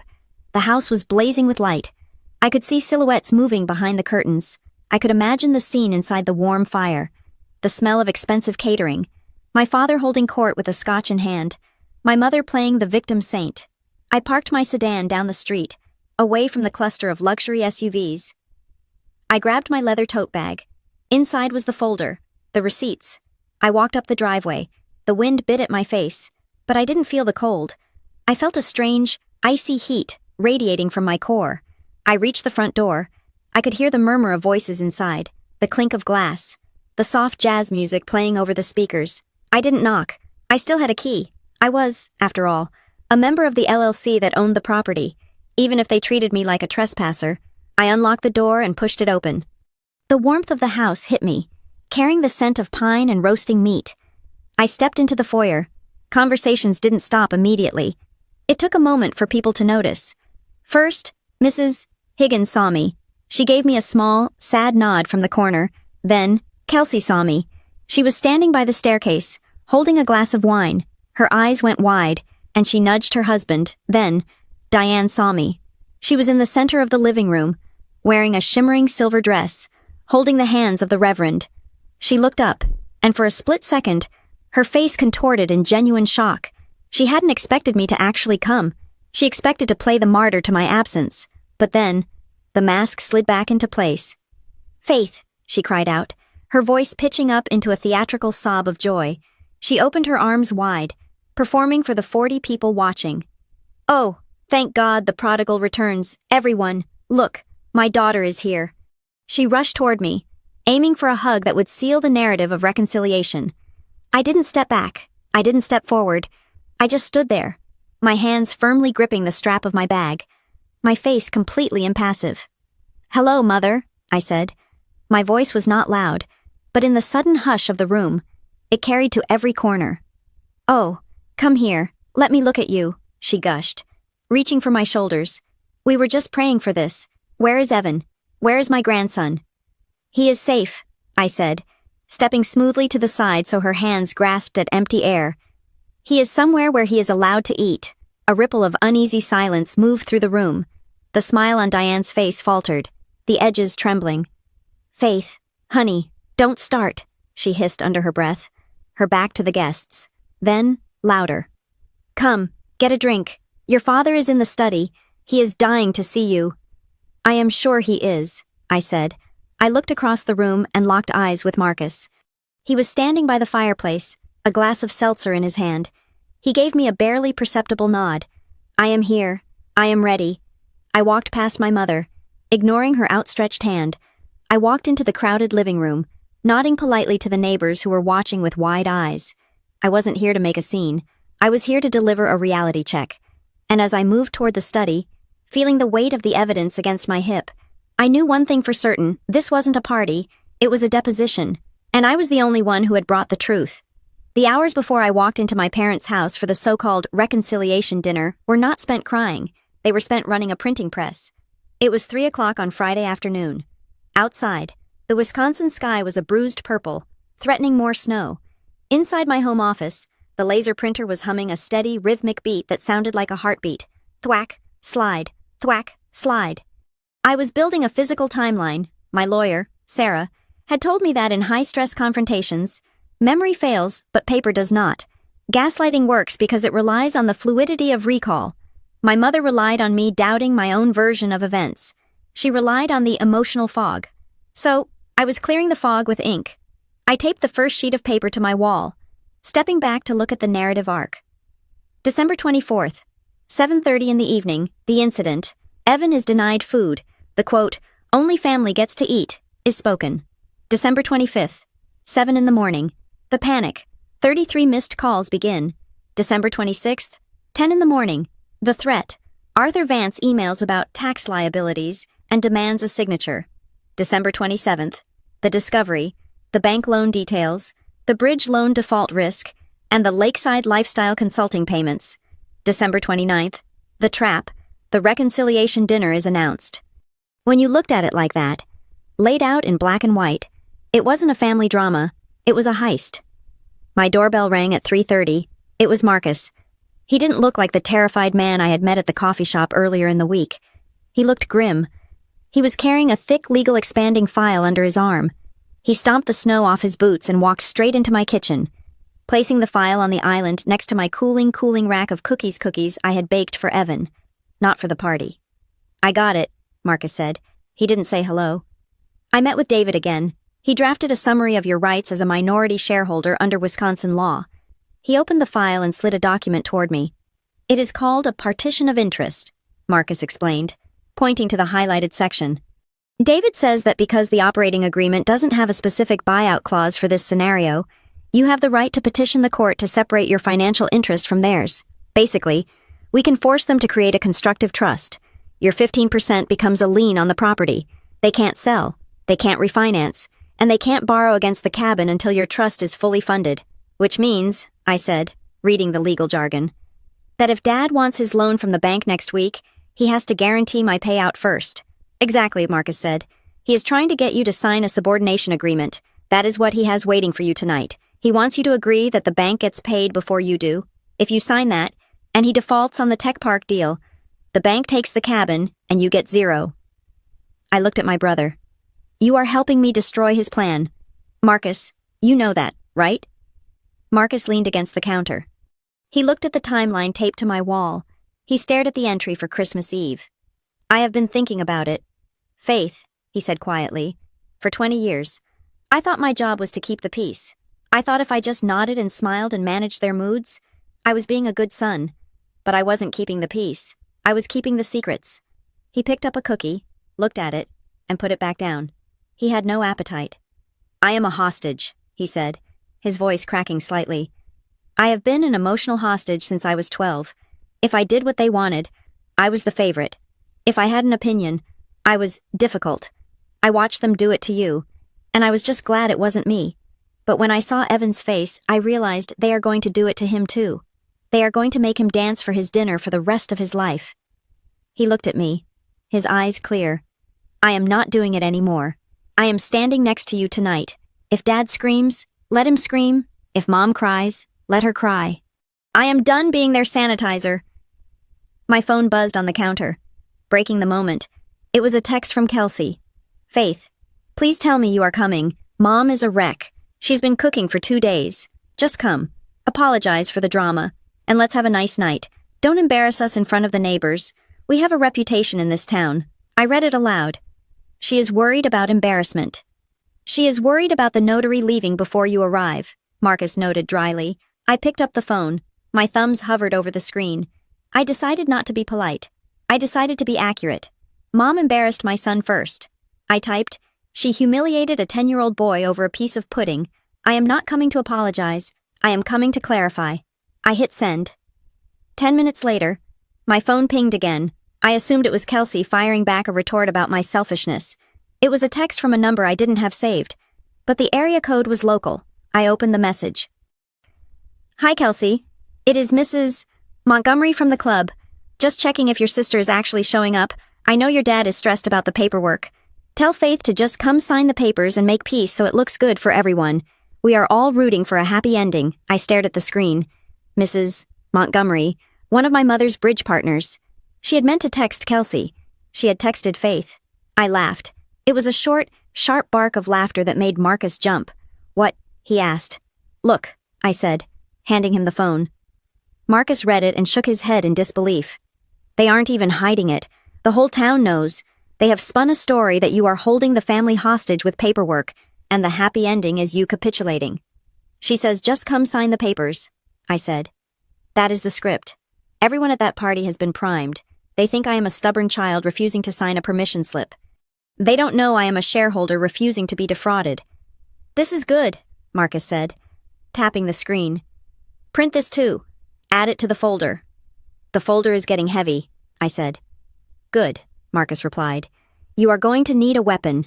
I spent the next hour assembling the binder. I bought a plain black 3-ring binder from my supply shelf. I didn't want it to look messy. I wanted it to look professional. Tab 1. The timeline. Tab 2. The financials. The Lakeside Lifestyle invoices were right on top. Tab 3. The legal rights. Marcus's summary. Tab 4. The communications. The only family quote. The texts. The sealing everything voicemail transcript.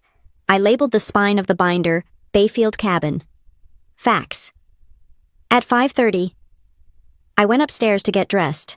My lawyer, Sarah, had given me very specific instructions on my demeanor. Do not insult them, she had told me over the phone earlier. Do not call them names. Do not raise your voice. The moment you scream, you validate their story that you are unstable. You need to be a gray rock. You are boring.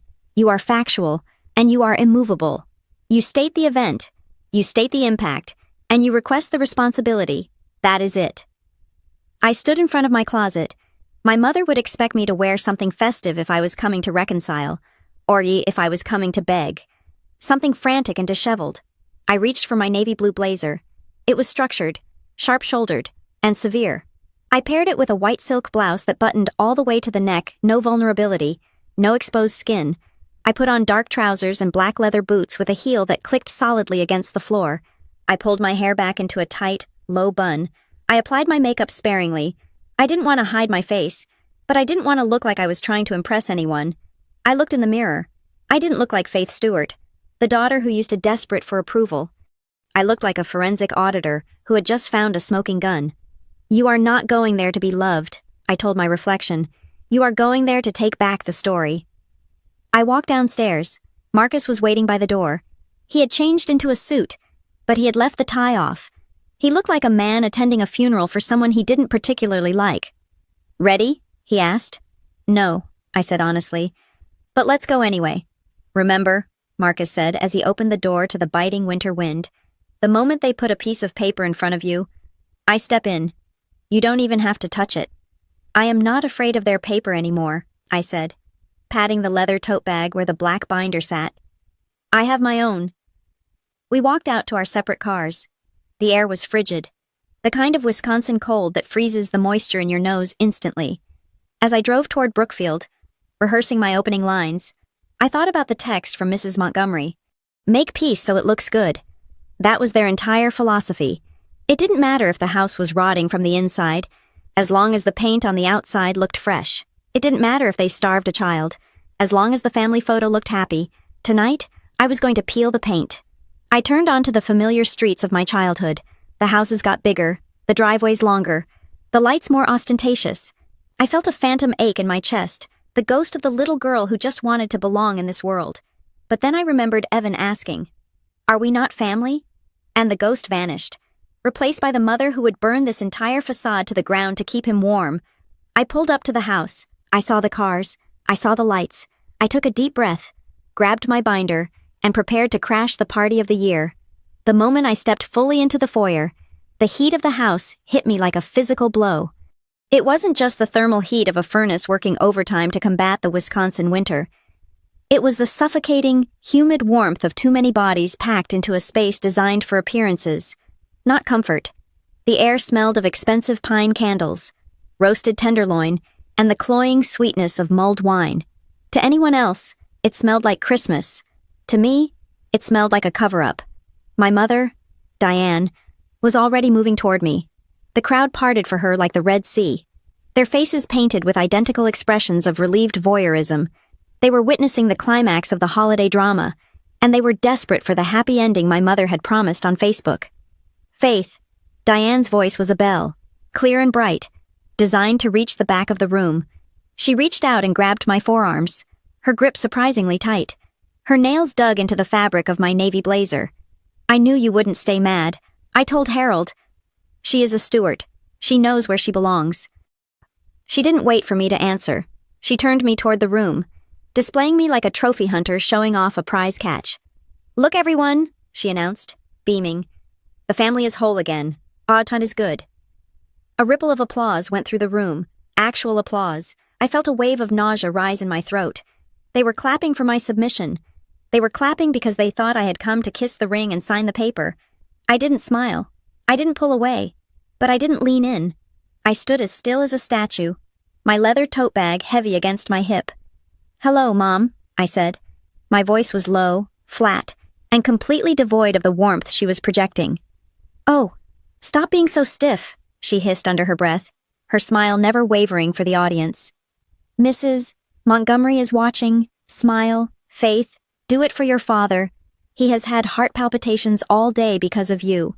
"I am sure his heart is fine," I said. "It is his liquidity that is the problem." Diane's eyes widened, a flash of genuine fear cutting through the performance. She squeezed my arms harder, then released me with a laugh that sounded like glass breaking. "She is such a joker," Diane told the nearest group of guests. "Come, darling, your father is in the great room. We are about to make a toast." She herded me forward. As I walked through the crowd, I felt the eyes, 40 pairs of eyes, assessing, judging. They saw a daughter who had almost ruined Christmas.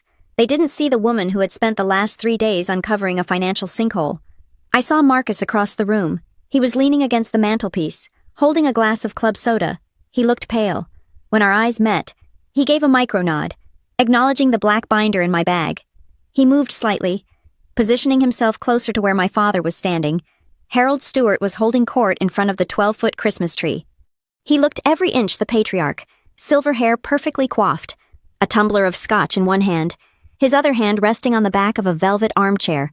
He looked powerful. He looked rich. When he saw me, he didn't smile. He just nodded, a king acknowledging a vassal who had finally returned to pay tribute. "Everyone," Harold boomed.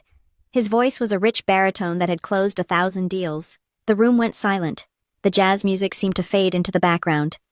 "Thank you all for coming tonight," Harold began. He raised his glass. "The holidays can be a stressful time. We all know that. Tempers flare, misunderstandings happen. But tonight, we are reminded of the only truth that matters." He paused for effect, looking directly at me. "Blood is blood," he declared. "Friends come and go. Business partners change. But family is the bedrock. We build legacies not for ourselves, but for the generations that come after us. Sometimes, that requires sacrifice.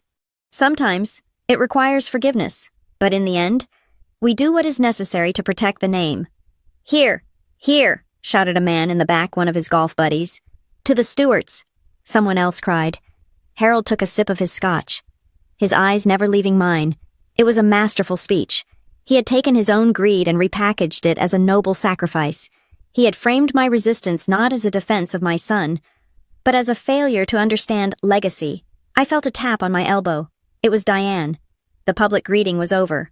Now the work began. "Faith," she whispered, her voice tight. "Come with me to the kitchen for a second. I have those recipes you wanted." It was a clumsy lie. I hadn't asked for recipes, but she needed to get me away from the witnesses. "Of course," I said. "I would love to see what you are cooking." She led me through the swinging door into the kitchen. The noise of the party vanished instantly, replaced by the hum of the Sub-Zero refrigerator and the clatter of the caterers who were busy arranging trays of hors d'oeuvres on the island. Diane waved a hand at the catering staff. "Give us a moment. Please, out. Go check the dining room." The staff, sensing the tension, evaporated through the back door. We were alone. The mask dropped instantly. Diane's face went from beatific to furious. "You have some nerve," she said, her voice trembling with rage. "Walking in here like the Queen of Sheba after ignoring your father for 3 days. Do you have any idea how embarrassed we were? Do you—" "I imagine it was difficult," I said calmly. "It is hard to maintain a facade when the foundation is cracking." "Don't you start with that smart mouth," she snapped. She walked over to the counter where a stack of mail was sitting. She pulled out a large manila envelope. "Your father is willing to overlook your tantrum. He is willing to forgive the fact that you blocked our numbers, but we need to settle this tonight, before the dinner is served." She thrust the envelope toward me. "What is this?" I asked, though I knew exactly what it was. "Just some small paperwork," she said, waving her hand dismissively. "For the bank, to clear up the title issues so we can secure the retirement funds. It is just a formality. Faith, Arthur said it basically just says you trust your father to handle the business." I took the envelope. I opened it. Inside was a document titled, "Unanimous Written Consent of the Members of Stewart Heritage Holdings, LLC." I scanned the first paragraph. "The undersigned member hereby waives notice of meeting and consents to the managing member, Harold Stewart, encumbering the property known as the Bayfield Cabin as collateral for the refinancing of existing commercial debt," and there, at the bottom, was a line for my signature. And next to it, a sticky note that said, "Sign here, urgent." "It doesn't look like a formality," I said, looking up at her. "It looks like a lien. It looks like you are asking me to let Dad gamble my inheritance on a bridge loan that is already in default." Diane's face went white. Who told you that?" "I can read, Mother," I said, "and I have a lawyer." "You are being selfish," she hissed. "This is for the family. If he doesn't get this loan, we lose the Brookfield house. We lose everything. Do you want to be the reason your parents are homeless?" "I am not the one who took out a high-risk loan on a tech park that doesn't exist," I said. Diane grabbed my arm again. "Just sign it. Faith, do it now, and we can go out there and have a nice dinner. Kelsey is going to announce her promotion. Don't ruin this for her." "Her promotion?" I asked. "You mean her new role managing the consulting fees?" Diane froze. Before she could answer, the kitchen door swung open. Marcus walked in. He looked at Diane, then at me, then at the paper in my hand. "Don't sign it," Marcus said. His voice was steady, clearer than I had heard it in years. "Marcus," Diane gasped. "Get out. This is between me and your sister." "No, it isn't," Marcus said. Stepping between us, he took the paper from my hand and looked at the header. "Temporary consent." "This isn't temporary. Mom, this is a permanent subordination agreement. If she signs this, she goes to the back of the line. If Dad defaults, the bank takes the cabin, and Faith gets 0. I read the draft. "You." Diane looked at her son as if he had just slapped her. "You are siding with her after everything we have done for you." "You didn't do it for me," Marcus said. "You did it for the image, and I am done." Diane burst into tears. It was instantaneous. Her face crumpled, tears streaming down her cheeks, her shoulders shaking. "I can't believe this," she sobbed, loud enough that I worried the guests might hear through the door. "My own children, conspiring against me. I have spent my whole life building this family. I host the dinners, I buy the presents, and this is how you repay me. You are destroying my reputation. Mrs. Montgomery is out there. The Reverend is out there. What am I supposed to tell them?" I watched her cry. I watched the performance of grief. "You could tell them the truth," I said. "The truth." Diane spun on me, her eyes wet but venomous. The truth is that you are a cold, ungrateful woman who can't get over a divorce, so you are taking it out on us. You are trying to humiliate your father because you are jealous of his success. I waited. I waited for one specific sentence. How is Evan? I am sorry I hurt him. Is my grandson okay? She cried for 3 minutes. She lamented her reputation. She lamented the house. She lamented the stress. She never mentioned Evan's name, not once. The kitchen door opened again. This time it was Kelsey. She breezed in, holding her wine glass, looking annoyed. Mom, what is taking so long? Kelsey asked. Dad is getting impatient. He wants to do the toast. She stopped when she saw the scene. Diane sobbing, Marcus standing guard, and me holding the folder. Oh my God, Kelsey groaned, rolling her eyes. Are you doing this now? Really? Faith, can't you just suck it up for one night? She won't sign, Diane wailed, pointing at me. She wants to see us on the street. Kelsey turned to me, her lip curling. You are unbelievable. You always have to be the victim, don't you? Oh, poor Faith. Everyone is so mean to her. It is pathetic. Dad is trying to save the business. And you are holding a grudge over a bowl of pudding. Grow up. It wasn't pudding, Marcus said sharply. It was respect. Shut up. Marcus, Kelsey snapped. You are just jealous because Dad put me in charge of the cabin accounts. I looked at Kelsey. I looked at the sister who had been bought with $45,000 of consulting fees. She didn't know she was a thief. She thought she was a businesswoman. That was the tragedy of it. They had corrupted her so completely, she didn't even know she was dirty. I am not playing the victim, Kelsey, I said quietly. I am playing the auditor. I put the envelope back on the counter. I am not signing this. Diane stopped crying abruptly. She wiped her face with a cocktail napkin, her expression hardening into concrete. Fine, she said. If you want to do this the hard way, we will do it the hard way. Your father is waiting. She walked to the swinging door and pushed it open. She composed her face in the reflection of the oven glass, putting the smile back on. Harold, she called out into the party, her voice gay and festive again. Harold, darling, everyone is here. Why don't we gather in the living room? I think it is time to settle everything.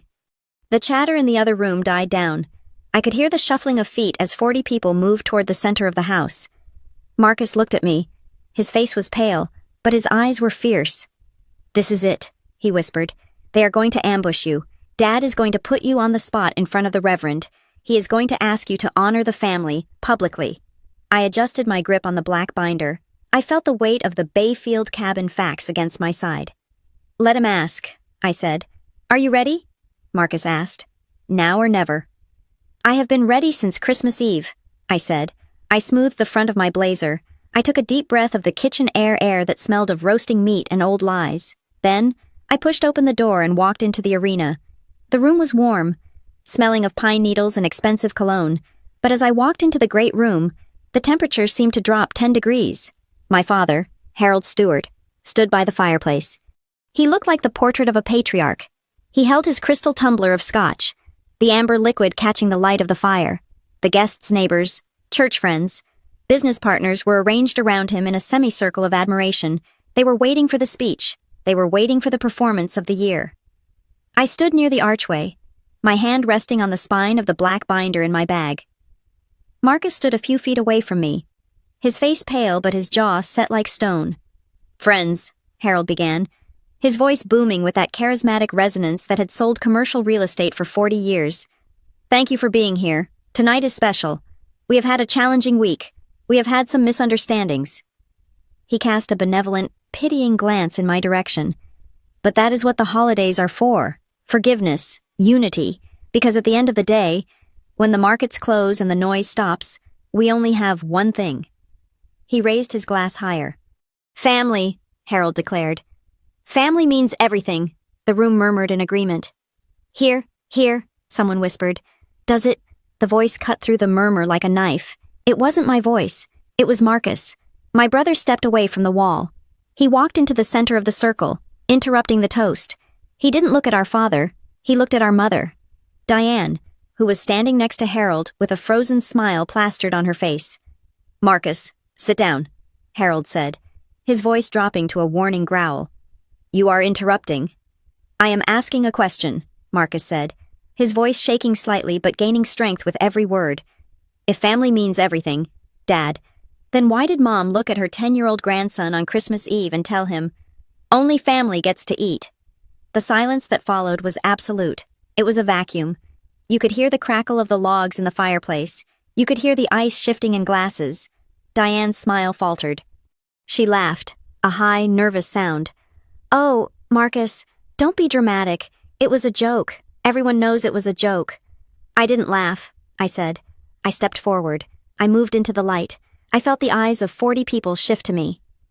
"My son didn't laugh," I continued, keeping my voice conversational, factual. "He cried. He asked me if we were still part of this family, and when I left to take him home, to feed him the dessert you denied him. I thought that was the end of it." "Faith, stop this," Kelsey hissed from the sidelines. "You are embarrassing yourself." I ignored her. I looked directly at Mrs. Montgomery. I looked at the Reverend. "I thought it was just cruelty," I told the room. But the next morning, I woke up to 33 missed calls from my mother. She left me voicemails screaming that they were sealing everything. She told me to call a lawyer. "That is a lie," Diane shouted, abandoning her poise. "I was worried about you. You were hysterical." "I have the transcripts." "Mother," I said calmly. I tapped the black bag. "I have the voicemails, and I have the email from Arthur Vance threatening me with tax liabilities if I didn't sign a waiver within 6 hours. I turned back to the guests. They didn't call 33 times because they missed their grandson. They called because my father has a bridge loan maturing on December 31st. He used the family cabin, the one my name is on, as collateral for a high-risk tech park development that failed. He needs my signature to refinance the debt before the bank seizes his assets. Harold's face turned a violent shade of purple. "You ungrateful little traitor, I built this life for you." "You built a house of cards," I said, "and you tried to use my son's inheritance to prop it up." "She is lying," Diane shrieked, looking around wildly for an ally. "She is unstable. She has been unstable since the divorce." She made up that quote. "I never said that to Evan. I would never starve a child." She looked at Mrs. Higgins. "Martha, you were there. Tell them. Faith is imagining things." Mrs. Higgins, the quiet retired nurse who lived 3 houses down, stood by the buffet table. She held a plate of appetizers. She looked at Diane, then she looked at me. "I heard you, Diane," Mrs. Higgins said clearly. The room gasped. "I was standing right behind the sofa," Mrs. Higgins continued. "You took the spoon out of the boy's hand. You ate the pudding while he watched. And you said, 'Only family gets to eat.' It didn't sound like a joke to me. It sounded mean." Diane froze. Her mouth opened and closed, but no sound came out. The social mask she had worn for 30 years shattered on the floor. The neighbors were exchanging looks of horror, looks of realization. "It was a lesson," Diane stammered, pivoting desperately. "Evan is too soft. Kids these days need to learn resilience." "You used the word family as a weapon," I said. "You defined family as a club that you can kick people out of whenever you want control. Well, you succeeded. We are out." "Get out of my house," Harold roared. He slammed his glass down on the mantelpiece so hard that liquor splashed onto the stone. "You want to talk about money, fine. You get nothing. I will cut you out of the will. I will drain that LLC dry before you see a penny. You are dead to me." "You can't drain it, Dad," I said. I reached into my bag. I didn't pull out the whole binder. I pulled out a single, stapled document. It was the filing receipt from the court, stamped at 4 o'clock that afternoon. "This is a petition for a partition of interest," I said, holding it up. "My lawyer filed it today. I have formally requested that my 15% ownership in Stewart Heritage Holdings be separated and placed into a constructive trust for Evan. I have also filed a motion for an injunction against any refinancing, selling, or encumbering of the property until a forensic audit is complete." Harold stared at the paper. His hands began to shake. "You blocked the refinance," he whispered. "The bank has already been notified," I said. "They won't touch that cabin with a 10-foot pole now that there is active litigation on the title. Your deadline is Tuesday. You are not going to make it." "You ruined us," Kelsey screamed, stepping forward, her face twisted. "You selfish witch. You ruined everything." "I also submitted the invoices for Lakeside Lifestyle Consulting," I said, looking at my sister. $45,000, Kelsey, do you want to explain to the Reverend what exactly you consulted on, or should we let the IRS figure that out during the audit? Kelsey went pale. She stepped back, shrinking into the crowd. This is not a family, Harold spat, veins bulging in his neck. You are an enemy. I am a creditor, I corrected him, and I am collecting what is owed to my son. I turned to Marcus. My father followed my gaze. Marcus, he commanded, tell her she is insane. Fix this. Marcus looked at the father who had terrified him for 40 years. He looked at the mother who had manipulated his every emotion. Then he looked at me. I filed my petition too. Dad, Marcus said softly. Harold staggered back as if he had been shot. What? I filed for a partition of my 15%, Marcus said. I am locking my share in a trust too. You can't use me as a backup account anymore. I am not your retirement plan, and I am not your peacekeeper. Marcus took off his glasses and wiped them, a gesture of finality. Faith is right. Only family gets to eat. And tonight, I am going to eat with my sister. The silence in the room was heavy, suffocating. The guests were looking at the floor, at the walls, anywhere but at the ruined king and queen standing by the fireplace. They knew the party was over. They knew the reputation of the Stewart family had just been demolished, not by rumors, but by facts. We are leaving now, I said. I didn't say goodbye. I didn't say I was sorry. I turned around and walked toward the door. Marcus was right beside me. We walked through the foyer, past the banner that said, Reconciliation, and out into the cold, clean winter night, behind us. I heard the first murmurs of the crowd starting up, the frantic, hushed whispers of scandal that would tear through Brookfield by morning. But I didn't care. I got into my car. My hands were steady on the wheel. I drove home. When I unlocked my front door, the house was quiet. Mrs. Gable was asleep in the armchair, a book open on her lap. The TV was playing the credits of a superhero movie. On the couch, wrapped in a blanket, was Evan. He was fast asleep, his mouth slightly open, a smudge of chocolate on his cheek. I tipped Mrs. Gable, thanked her, and walked her to the door. Then I sat down on the edge of the couch. I brushed the hair off Evan's forehead. He stirred and opened his eyes. They were sleepy and confused. Mom, he whispered, is the party over? Yeah, buddy, I said softly. The party is over. Did you bring the cake? He asked. I smiled. I felt a lightness in my chest that I hadn't felt in 35 years. No, I said. I left it there. We don't need their cake. We have our own. I pulled him into a hug. He felt solid and real, so much warmer than the heat of that mansion. Evan, I said, whispering into his hair, I want you to remember something. Family isn't about who has the biggest house, and it isn't about who controls the money. What is it? He mumbled. Family is the place where you are safe, I said. Family is the place where people apologize when they are wrong. And family is the place where you never, ever have to beg to be fed. Okay, he said, closing his eyes again. I love you, Mom. I love you too. I sat there in the dark, listening to the wind howl outside. I knew what was coming. The lawsuits, the angry texts, the smear campaigns. My father would fight. My mother would victimize herself. But they couldn't touch me. Not anymore. I hadn't burned the family down. I had simply stopped standing in the fire and calling it home. And for the first time in my life, I wasn't hungry. Thank you so much for listening to this story. I would love to know where you are tuning in from. Please leave a comment below and share your thoughts on Faith's decision. If you enjoyed this story, please make sure to subscribe to the Maya Revenge Stories channel, like the video, and hit that hype button to help this story get heard by even more people.